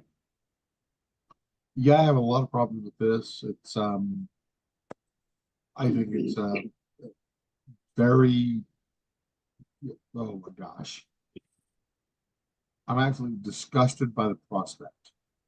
I mean, these folks have come in, they lied about who they were, they bought up all this land. They first came in as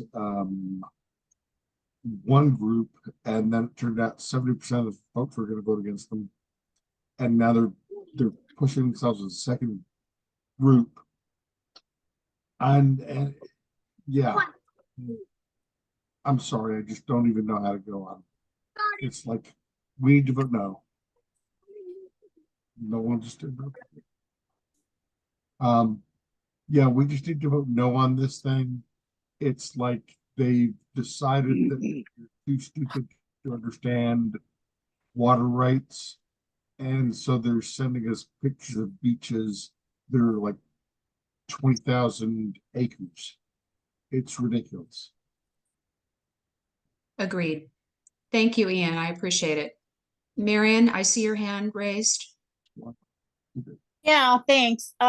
So I'm still confused. I need you, Julia, or somebody to spell out specifically what coordination means, and especially because I would like NSDC to be listed at least as a supporter of Solano Together. And if we can do that, No. it kind of sounds like you say in one sentence that we can, and then in the next sentence that we can't. And the other thing is, you just mentioned about e-board and alternates, and it's like, I've been a member of Solano Together since its inception. I am very vehemently against this, and work with them and give money and do whatever I can. So does that mean that if you need an alternate, I can't be the alternate that I volunteered to be? Answer those, please, if you can. John, would you be willing to speak a little bit of what coordination entails? Yeah, basically, again, the issue is the reality or the perception of us, our two organizations being, in this case, being our club and the Solano Together, working in concert together, coordinating our activities so that we are planning together, that we are putting our strategy, meshing our strategies together as organizations. And if we are perceived as coordinating in that activity, participating in the planning discussions, doing that sort of operation, and giving our input as an organization and vice versa, is coordination, and the presumption is then we cannot do an independent expenditure. So that's the issue right there, is that sort of joint planning effort. our position as opponents does not affect that.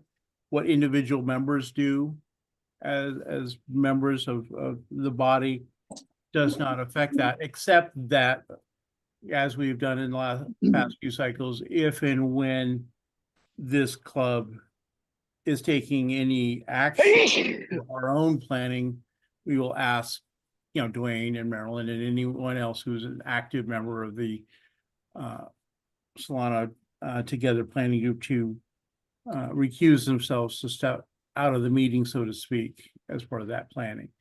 So it's that joint planning as organization that we are wanting to avoid if we wish to do independent expenditures related to our opposition to California Forever. Okay, so I think listing us as a supporter on their literature is fine. It's just I am leery about calling ourselves a member of the coalition, because that creates a presumption that we're then having to overcome. So that's issue is keeping us clean on the campaign finance side of it. Thank you, Don. That helps. Michelle, I see your hand raised. Yeah, so just to summarize, to clarify, the only time this really matters is if both organizations were putting out money against the Flannery, the East Bay Plan, whatever it's called. Is that right, Don? In other words, we want to spend money campaigning against it. That's when it comes up. Otherwise, it doesn't matter. Is that correct?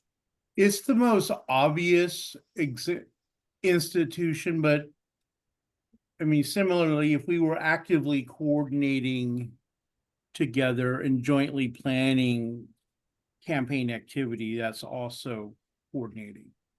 So that, but the spending of money is the biggest issue that does come up. That's correct. Thank you. Are there any other questions about this issue? This is murky. I see Rita's hand is raised. Yeah, I was wondering, in terms of us being part of the coalition and just having our name there as an opposition to it, what's the difference? Where's the weight come in? And maybe Dwayne can answer this question. In terms of the Northern Solana Democratic Club actually being a coalition member of Solana Together. Does it add extra weight to do that versus us just being in opposition to the organization? And the other question I have is, are we really planning as a club to put out any kind of mailers or flyers or do any kind of campaigning against Solana Together? I don't think we have enough money to do that and then support our candidates also. So yeah, I'm like everybody else. I'm a little bit confused about all this stuff, but I trust Don's judgment on this. But again, maybe Dwayne can answer the other question about what difference does it make really in terms of people seeing that we're in opposition to it. Don, I see your hand is raised. Did you want to answer Rita's question?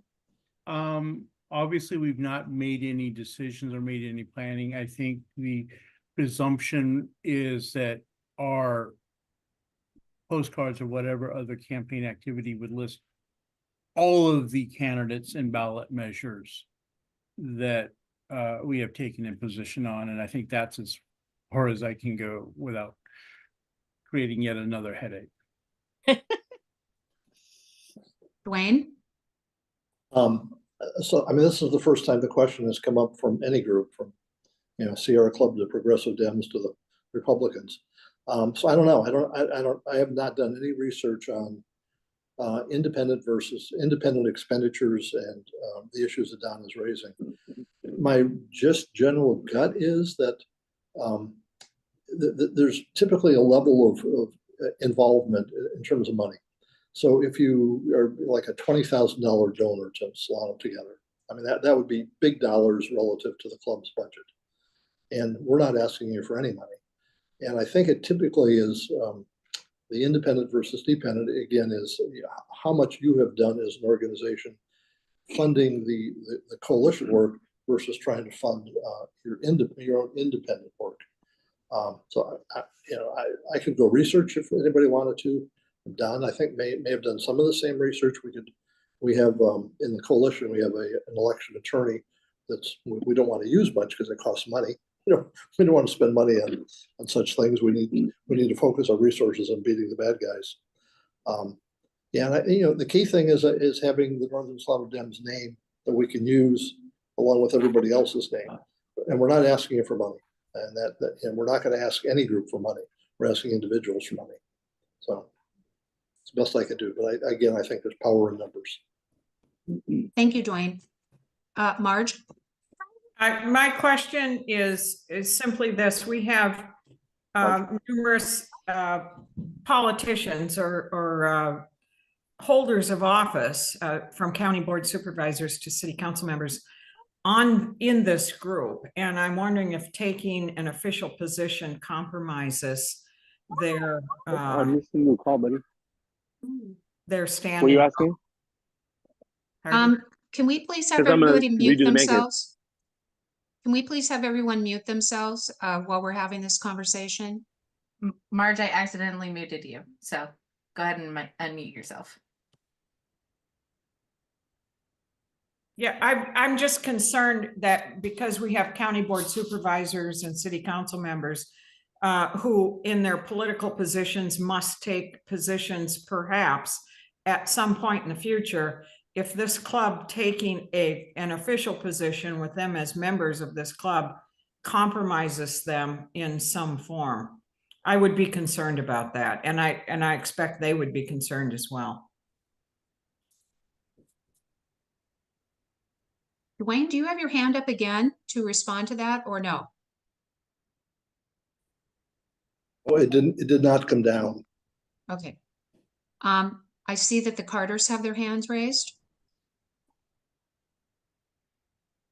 As Dawn was explaining it, and our club has gone on record as opposing that plan, but we can still have our name on a flyer. We could give a statement supporting this, opposing it. We can, as individuals, volunteer, donate. I think Dawn's concerns are very real, and I think we need to be cautious. So I would like to err on the side of caution and maybe just continue with the support we have given as opposed to actually joining that coalition.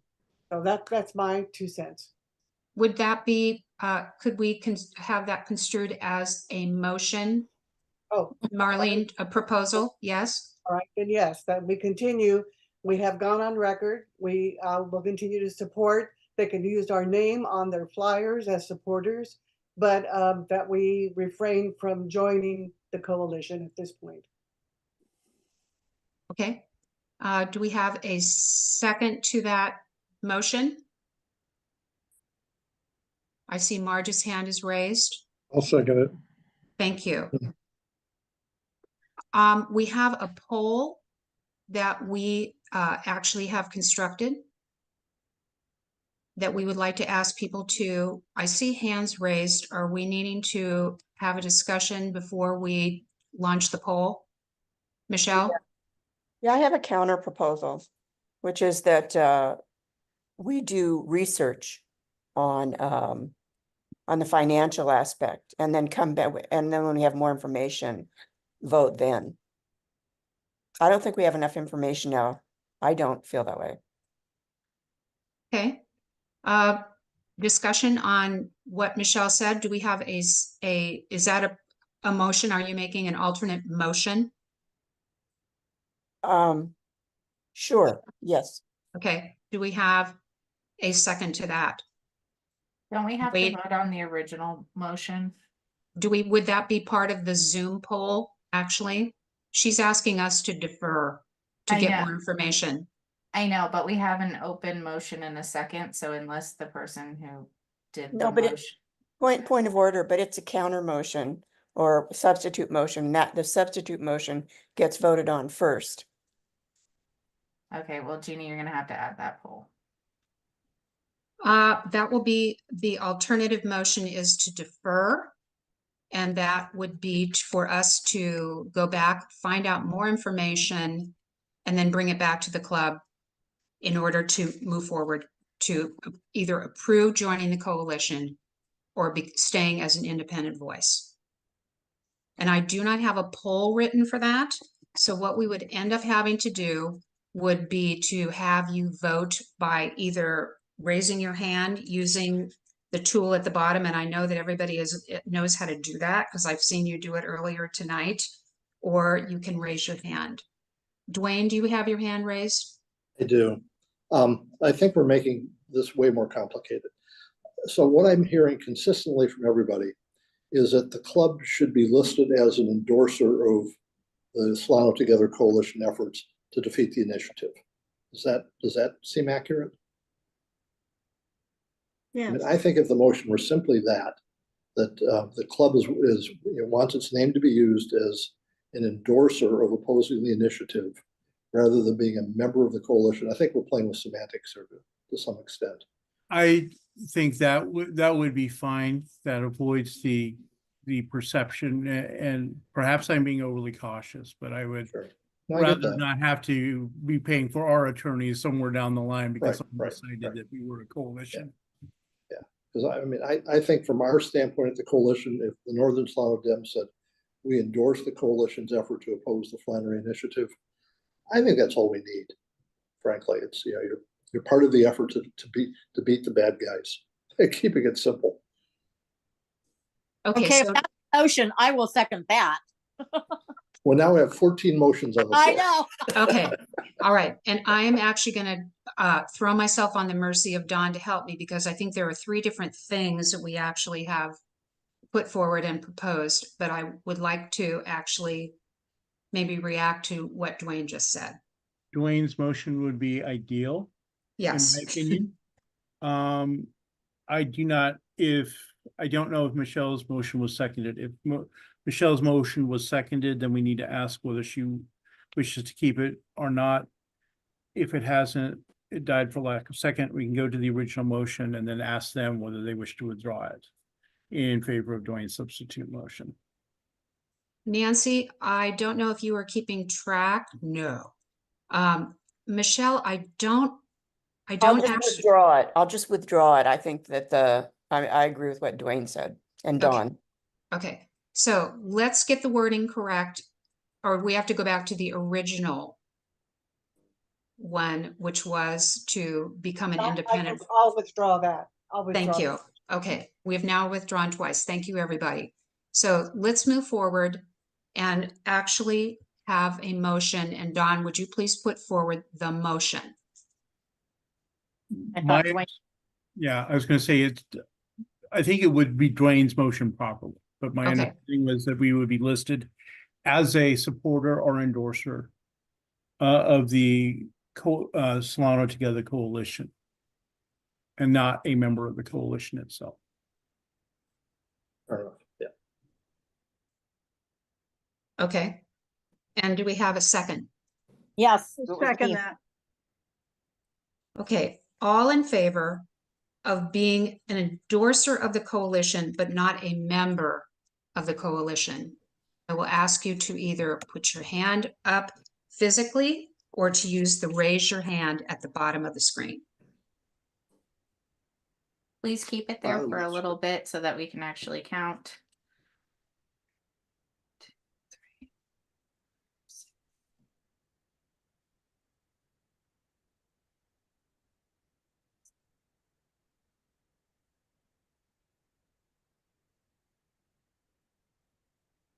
Six.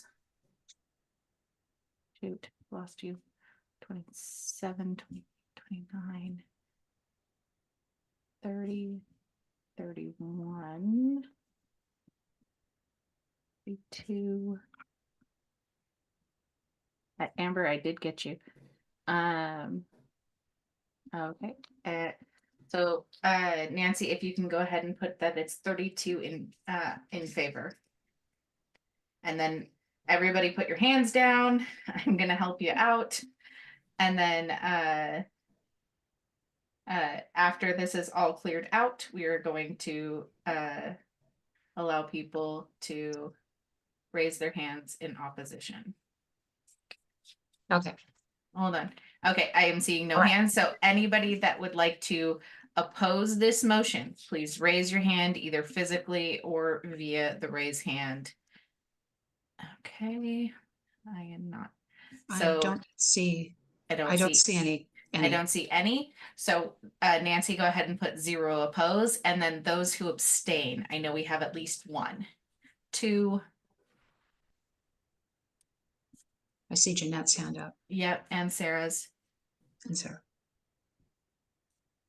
Probably all elected, right? Yeah, pretty much. So okay, so 2 abstentions. So Nancy, that is your vote count. Wonderful. Thank I you. want to say thank you to every person that contributed to this conversation. All of the discussion was civil, and it brought up some really interesting and important points. And I appreciate everybody's attention to the detail. And thankfully, we have been able to come to an agreement. So thank you very much. Now, what I would like to do is to move into the very last part of our meeting, and we have a lot of announcements, and we're going to ask people to move very, very quickly through the announcements. I'm going to first call on Amy Russell. Hi, everyone. I just wanted to say how much I appreciate you.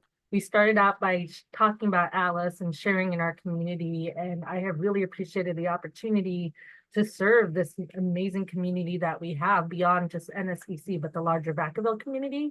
Just wanted to share that I will be running for re-election, so I will be filing next week. And just wanted to put that out there. I am hoping you guys did such a great job supporting me that no one runs against me. So I'm going to hold off on asking for any kind of donations or support, but I will say if you are interested is to go to my Facebook page and to like that, as I'll be sharing updates through there, and I'll put that in the chat shortly. Thank you. Thank you, Amy, and thank you for going quickly. I do want to veer off just briefly because I want to honor someone that I did not see who had their hand raised earlier who wanted to speak to Alice, and I'm going to ask for your patience and allow Frances McCullough to speak briefly, very briefly. Thank you, Madam President. I've been having a little computer issues tonight. Am I heard? Yes. I'll be very quick. When I learned of Alice leaving, I was very saddened because she is my League of Women Voters member sister for many, many years. She is from Louisiana, as I am. And I focused on some summer sadness, and I'll just share that really quick. I thought of 3 sadness. The president didn't pass the debate test. The Supreme Court actually issued an immunity decision for number 45. And then I learned that Alice Freed was going to leave Solano County. Very saddened. I have seen Alice as a truth teller. She comes to our meetings and she tells us the truth, whether we want to hear it or not. I also see Alice as Miss Democracy because she believes in it so strongly and she fights for it. When Alice's book, One Drop, came out, it was released in August of 2020. She was invited to be an author for Solano County Library Foundation Authors Luncheon. Alice was the favorite author whereby 8 authors attended. She donated and she prepared and she hosted a New Orleans dinner in her home. And at that dinner, offering that dinner, Alice actually raised $2,900 for the Solano County Library Foundation. And I just want to thank her for all the things that she has done in Solano County. Thank you. Thank you, Frances. Thank you for your patience and waiting for me. Thank you. I'm now going to call quickly on Mike Silva. Hey everyone, 6 years ago, you took a chance on me and endorsed this new kid that came onto the scene to run for school board. 2 years later, when City of Vacaville went to districts, you all supported me to run for city council. 4 years into it, hope I've done many of you proud and honoring the belief in me, and being able not just to represent the district that I represent, but really represent people throughout the city of Vacaville and Solano County for that matter. It hasn't been easy. It takes a lot of time away from family. It takes time away from, in many cases, my own professional development, but I'm still pretty hard-headed. These past couple years, one of the hardest things I had to do was to say bye to my mom. She died from Alzheimer's last year, but when she before she passed away, I was sitting there arguing with her healthcare providers once again, and they say that you have this moment of clarity, and during that moment of clarity, I was advocating, for what she invested in her entire life through health insurance, and during that moment, I heard her very clearly say, "Yep, right, Mike, you're right. You're absolutely right." I'm like, "Oh, you like that, Mom?" And she's like, "Yep, you're right. Just keep fighting, keep fighting." Each of us has our own fight. We all have come from different walks of life, but the one thing that unites us all is that we love and really do want a community that's welcome to all. And again, a kid growing up from different challenges, other people had it far worse than I ever did. But being in a position to help shape policy, to help ensure that we reinvest back into our communities, with the focus on creating a better future for all folks of all ages, is something that I'm very humbled to be entrusted to do, and I still have my family support to continue it. So July 15th, my mother's birthday, I will be down at City Hall pulling papers, and I'm gonna try to put together an effort at my house. I'm calling it "Hurry Up Before My Wife Comes Home" to sign the petition. If y'all want to donate some money to help me fight off somebody who does want to unseat me, and the work that we've all on council have been working towards, I'd appreciate it. So thank you. My name is Michael Silva. Reach out if you need. Thank you, Mike. Now we're going to hear from Jason Roberts.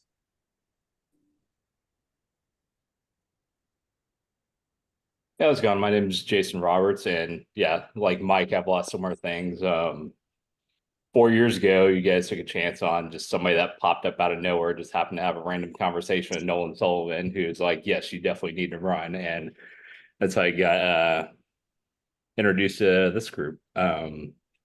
Like Mike, somebody has announced to run against me, and with this, yeah, I am planning on running again for this current seat, drawing papers next week.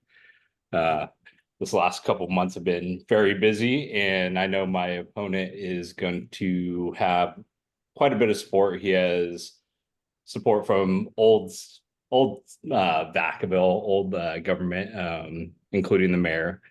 And we've done a lot of good stuff. This is the most diverse council that Vacaville's ever seen.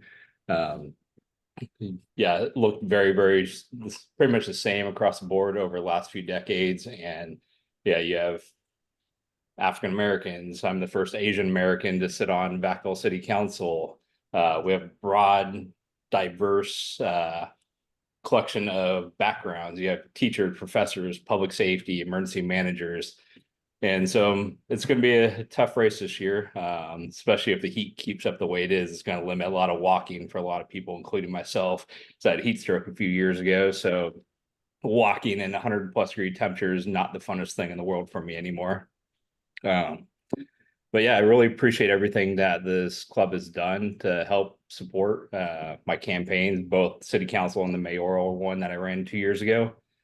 And yeah, we finally have a good council, seeing how it's going. I'd like to keep it that way and keep making progress in the city, because it seems like some people want to take it a step backwards from where we currently are. Yeah, I just want to say thank you, and I'll let you guys know when I finally file my paperwork so we can start working and planning and coordinating with each other. Thank you, Jason. I appreciate it. Now going to call on Audra Orr.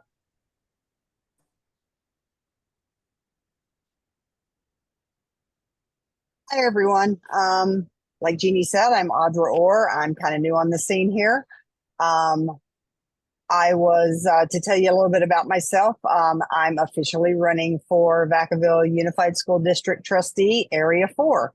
I was born and raised in small town Kentucky in a blue collar family, and I really am a coal miner's daughter. I made Vacaville my home 30 years ago. I went to public school all 12 years and then to State University where I got my bachelor's degree because I knew education was my path to a successful future. I got my master's degree from Air University thanks to the Air Force. I've always been drawn to careers in public service. I retired from the Air Force Reserves as a lieutenant colonel, and I also retired with over 20 years of law enforcement between Vacaville PD and California Department of Justice. In between active duty Air Force and California Department and Vacaville PD, I was a paraprofessional in Kentucky for a year. Now, my wife makes me say when I'm elected, not if I'm elected, but my 3 priorities are going to be to work to increase community and parent involvement in our schools, and to work to better prepare our high school students for life after graduation, and to work to improve the safety and mental health environment of our classrooms. You may ask yourself, what do I bring to the table? The diversity of my experience through the various jobs and positions that I've held. I've been getting a lot of positive feedback and support for my campaign, and I hope I'm going to have yours. My website is up, although it's under construction right now, but it will have the donation link in the next couple of days. It's up, it's just not active right now. Please feel free to share that. I'll put it in the chat, and we'll have more information on it soon. Thank you very much. Thank you, Audra. Now going to hear from Carol Hendrick.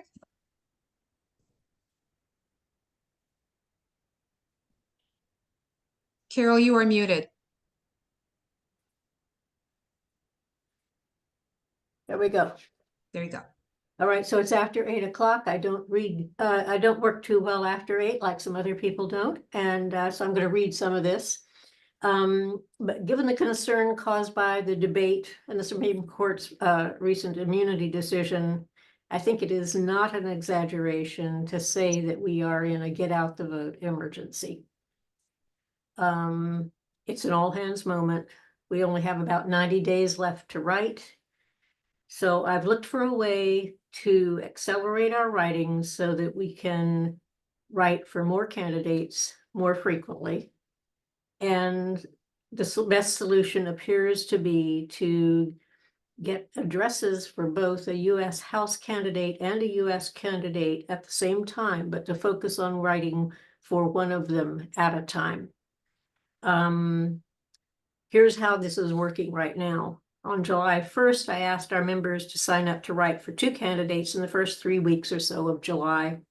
To date, about 18 writers have requested a total of 270 addresses for incumbent Ohio Senator Sherrod Brown and 215 addresses, with more to come, for U.S. House candidate Dave Min in Southern California, who has a good chance of winning this no incumbent seat.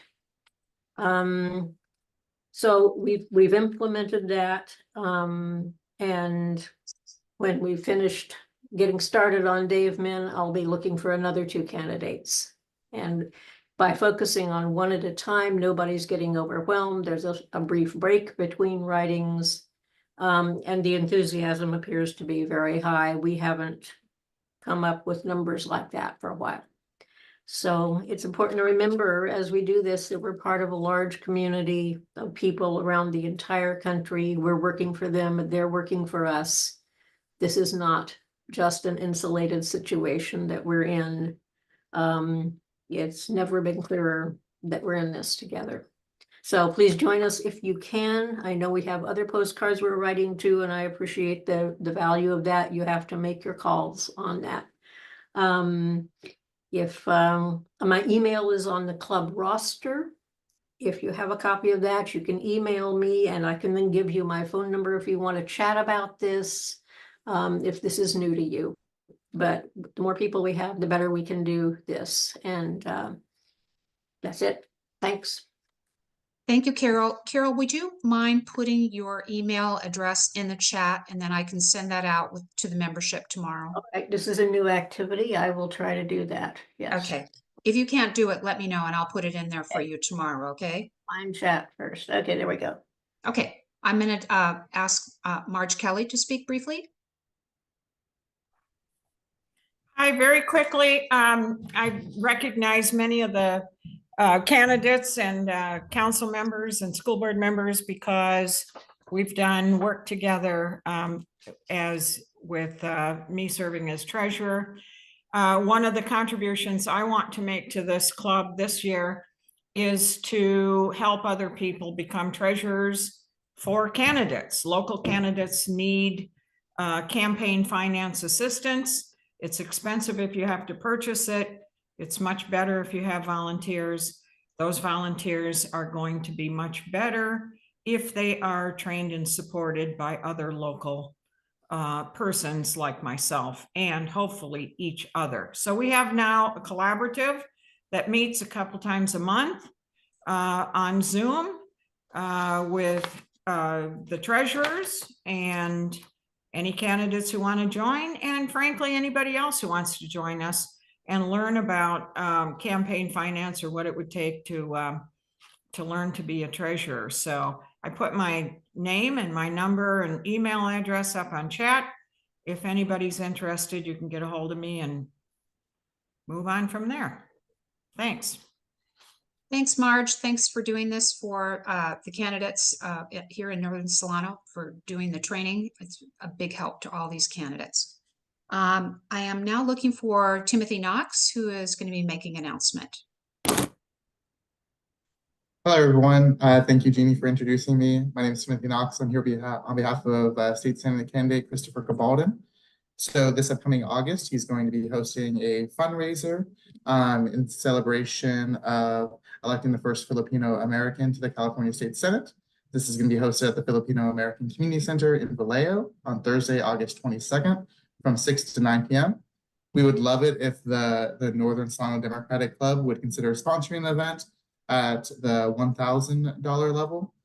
Additionally, individual tickets are $40. I'll put the Act Blue link in the chat. You can also RSVP with Elijah from Christopher Cabalden's team, and I'll provide his email in the chat as well. Funds raised are used for signs, mailers, and other campaign materials. And why should you all contribute? It's because Christopher Cabalden and us were up against a MAGA anti-abortion Republican endorsed by the Pro-Life Council. And we can't be complacent, and we want to ensure that we have all the resources needed to have an active GOTV effort come November. If you all have any questions, feel free to message me. I'll put my number in the chat as well. Thank you, Timothy. Appreciate you being here tonight. Now going to call on Manveer Sandhu. Hey, Janine, can you guys hear me? Yes. There we go. Good evening, everybody. Wow, this is quite a late meeting today. Yes, Nice to see all of you again. Just wanted to announce to you all, some of you may have already read it in the paper. I have announced my candidacy for Fairfield City Council. I came before you, all of you, for support back when I ran for school board. And one of the reasons I'm running for city council now is because some of the issues that we're facing at the school district are in part impacted at the city level. They're outside of the control of the school board. One of them being, for example, the completion of Markley Lane. There's some infrastructure projects that need to be done that haven't been done for many, many years now, which are really at the forefront right now. So I just wanted to take a few minutes right now to tell you all that, and looking forward to talking to you more, both the candidate meet and greet and at the candidate forums in the near future, hosted by you and some of the other community organizations. And yeah, that's about it for now. Thanks, Janine, and thank you everybody for your time tonight. Thank you, Manveer. I appreciate your being here. I'm going to turn this over quickly to Daniel Garcia. Good evening, everyone. Can you guys hear me? Yes. Okay, you can. Okay, so today I am announcing that I will be running for school board for the Vacaville Unified School District Trustee Area 2. A little brief information about me, I've been an educator for the past 8 years, currently working for the Fairfield Unified School District, and have lived in Vacaville for 8 years. I'm a strong advocate for students and student inclusion within schools. So I'm running for this November for Area 2. Thank you, Daniel. I appreciate it. Thank you for being here tonight. Now I'm going to turn this over to Nicola Parr, excuse me. I'm sorry. Good evening, everyone. Happy to be here. My husband Terrell and I just joined as members of this club. So I'm looking forward to meeting everyone and getting to know everyone. I see some familiar faces this evening, which is awesome. And my husband is now taking care of our 3 sons, making sure they're fed. So otherwise he would be on the Zoom as well. I wanted to announce that I am running for the Fairfield Sassoon Unified School District, Trustee Area 7, and excited to make that announcement this evening. I do look forward to getting to know you better at the candidate meet and greet. So I have that on my calendar, and I will definitely be joining you for that event. Just a brief overview about myself. I am from Fairfield, grew up here, went to schools, H. Glenn, Grange, and graduated from Fairfield High School. My mom is a long-term teacher. She taught in the Fairfield School District at Grange. And my dad is a retired Chief Master Sergeant from the Air Force, and he was stationed for the majority of his career, all of my youth, at Travis Air Force Base. So I love this community. I have worked for the last 10 years for the Solano County Office of Education, bringing school-based mental health services to all of the different districts within Solano County. And I'm happy to talk with anyone about that. But I'm running because of my passion for education, my passion for this community. I grew up initially around the H. Glenn area, and I now live at the other end of the trustee area. I have a lot of experience, over 25 years in education, and I want to be able to share that knowledge and skill that I've learned over the years to help support increasing student engagement, making sure that we are supporting our educators and the educational staff that we entrust with educating our youth, and improving the outcomes for all community members. So I look forward once again to meeting you all at the meet and greet. And my ActBlue account is up. My website will be finalized tomorrow, and I'm excited for this journey. Thank you.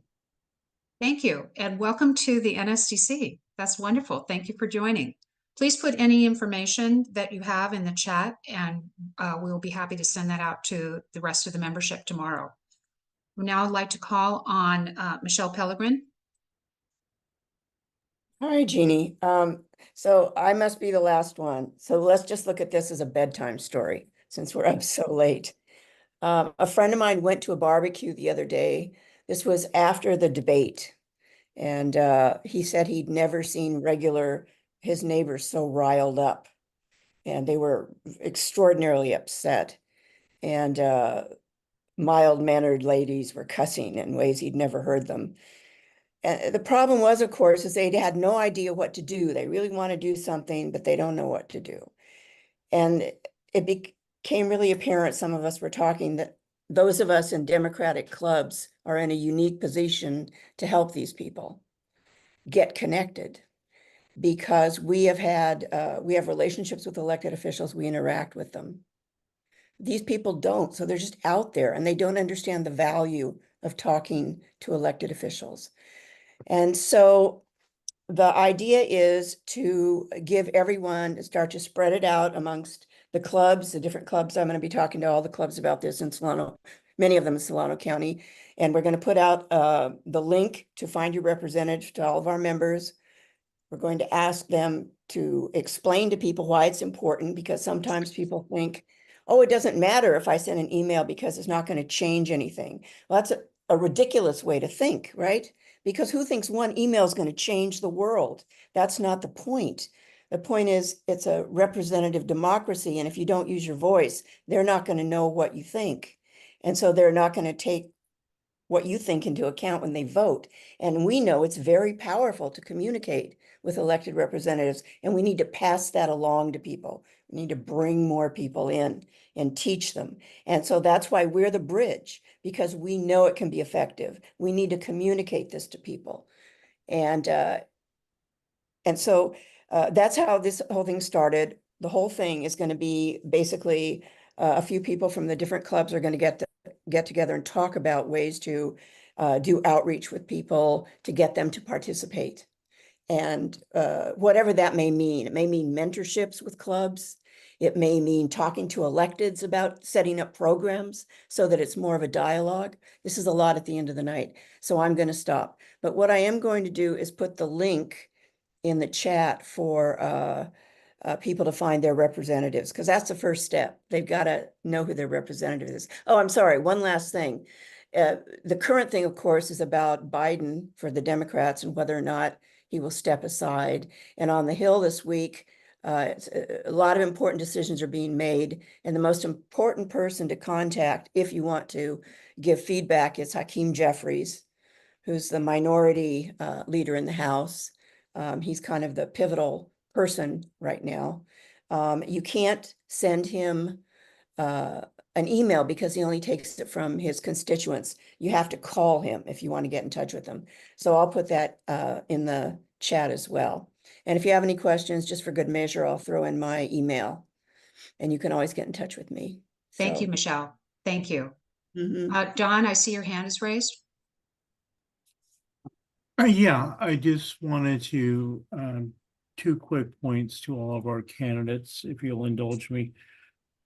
One, putting on my other hat as Central Committee Chair, if any of the candidates wish to have a meeting with me and to discuss their campaigns, I'm more than welcome to do so. I'll drop my email in the chat to follow up because I've met with a number already. So I just want to extend that invitation to the rest of you.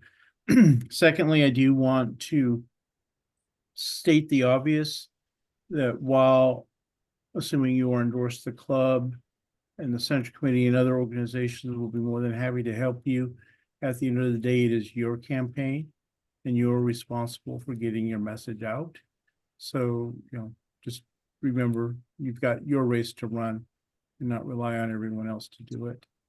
And I want to thank Jeannie for a great meeting on her return to us, and so glad to see you with us and taking the chair where you belong. Thank you so much. I think, and Don, thank you. That's very nice of you. I appreciate it. And I want to say thank you to everyone for being so patient. This has been a very, very long meeting, and you have exhibited such good humor. And I just got a text that we have one more person as an announcement. So I'm going to turn this over to Jacob Francisco. Thank you, Jeannie. I'm taking off my hat as outreach chair, putting on my hat as the president of the Solano County Young Democrats. To all the candidates who announced and would like the endorsement of the Young Democrats, please contact me. I'm going to put my contact information in the chat, and we will provide you the information and the endorsement application for our process. Wonderful. Thank you, Jacob. I appreciate that. I'm looking, I am not seeing any other hands raised. Julia, you look like you are wanting to say something. 2 things. Jeannie, are you going to talk about the Walk for Alzheimer's? I was actually going to make an executive decision and put it off till next time because I think that people have been sitting here long enough. I will do it later. Okay. And I will just say that just a final thing. I mean, as much as we have a lot of decisions to make for November, the only person that can make the decision as to whether or not Joe Biden is going to run is Joe Biden.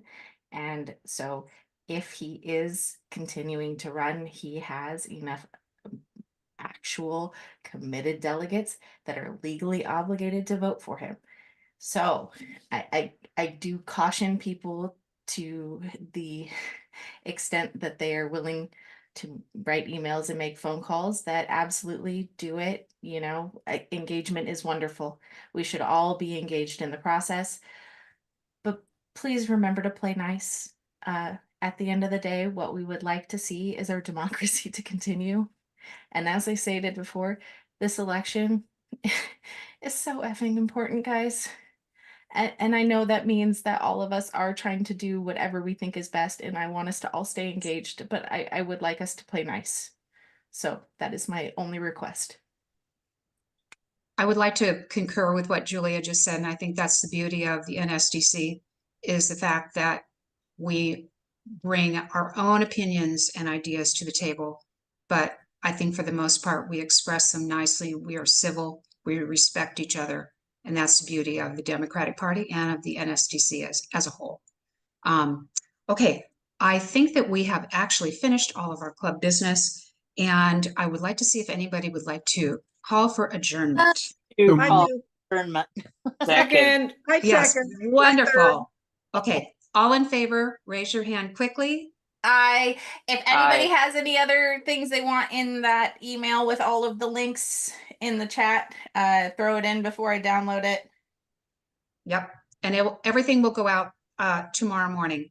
Thank you all so much for being here tonight. It was lovely to see all of you. We did an awful lot tonight. Thank you for being here and for working so hard to keep Solano blue. Take care and stay cool, please. Good Okay. night. Good night, everyone. Julia, don't leave yet, Julia. I'm not going anywhere. I gotta download the chat, but I gotta go quickly because Nikki needs to go to bed. Okay, and I do too. I do too. Me too. Oh my goodness. Oh Lordy. Jeannie, I had to say, it's so good to see you. I'm so happy to be I here. stayed on to say it is wonderful. Now I'll leave. Good night. Good night.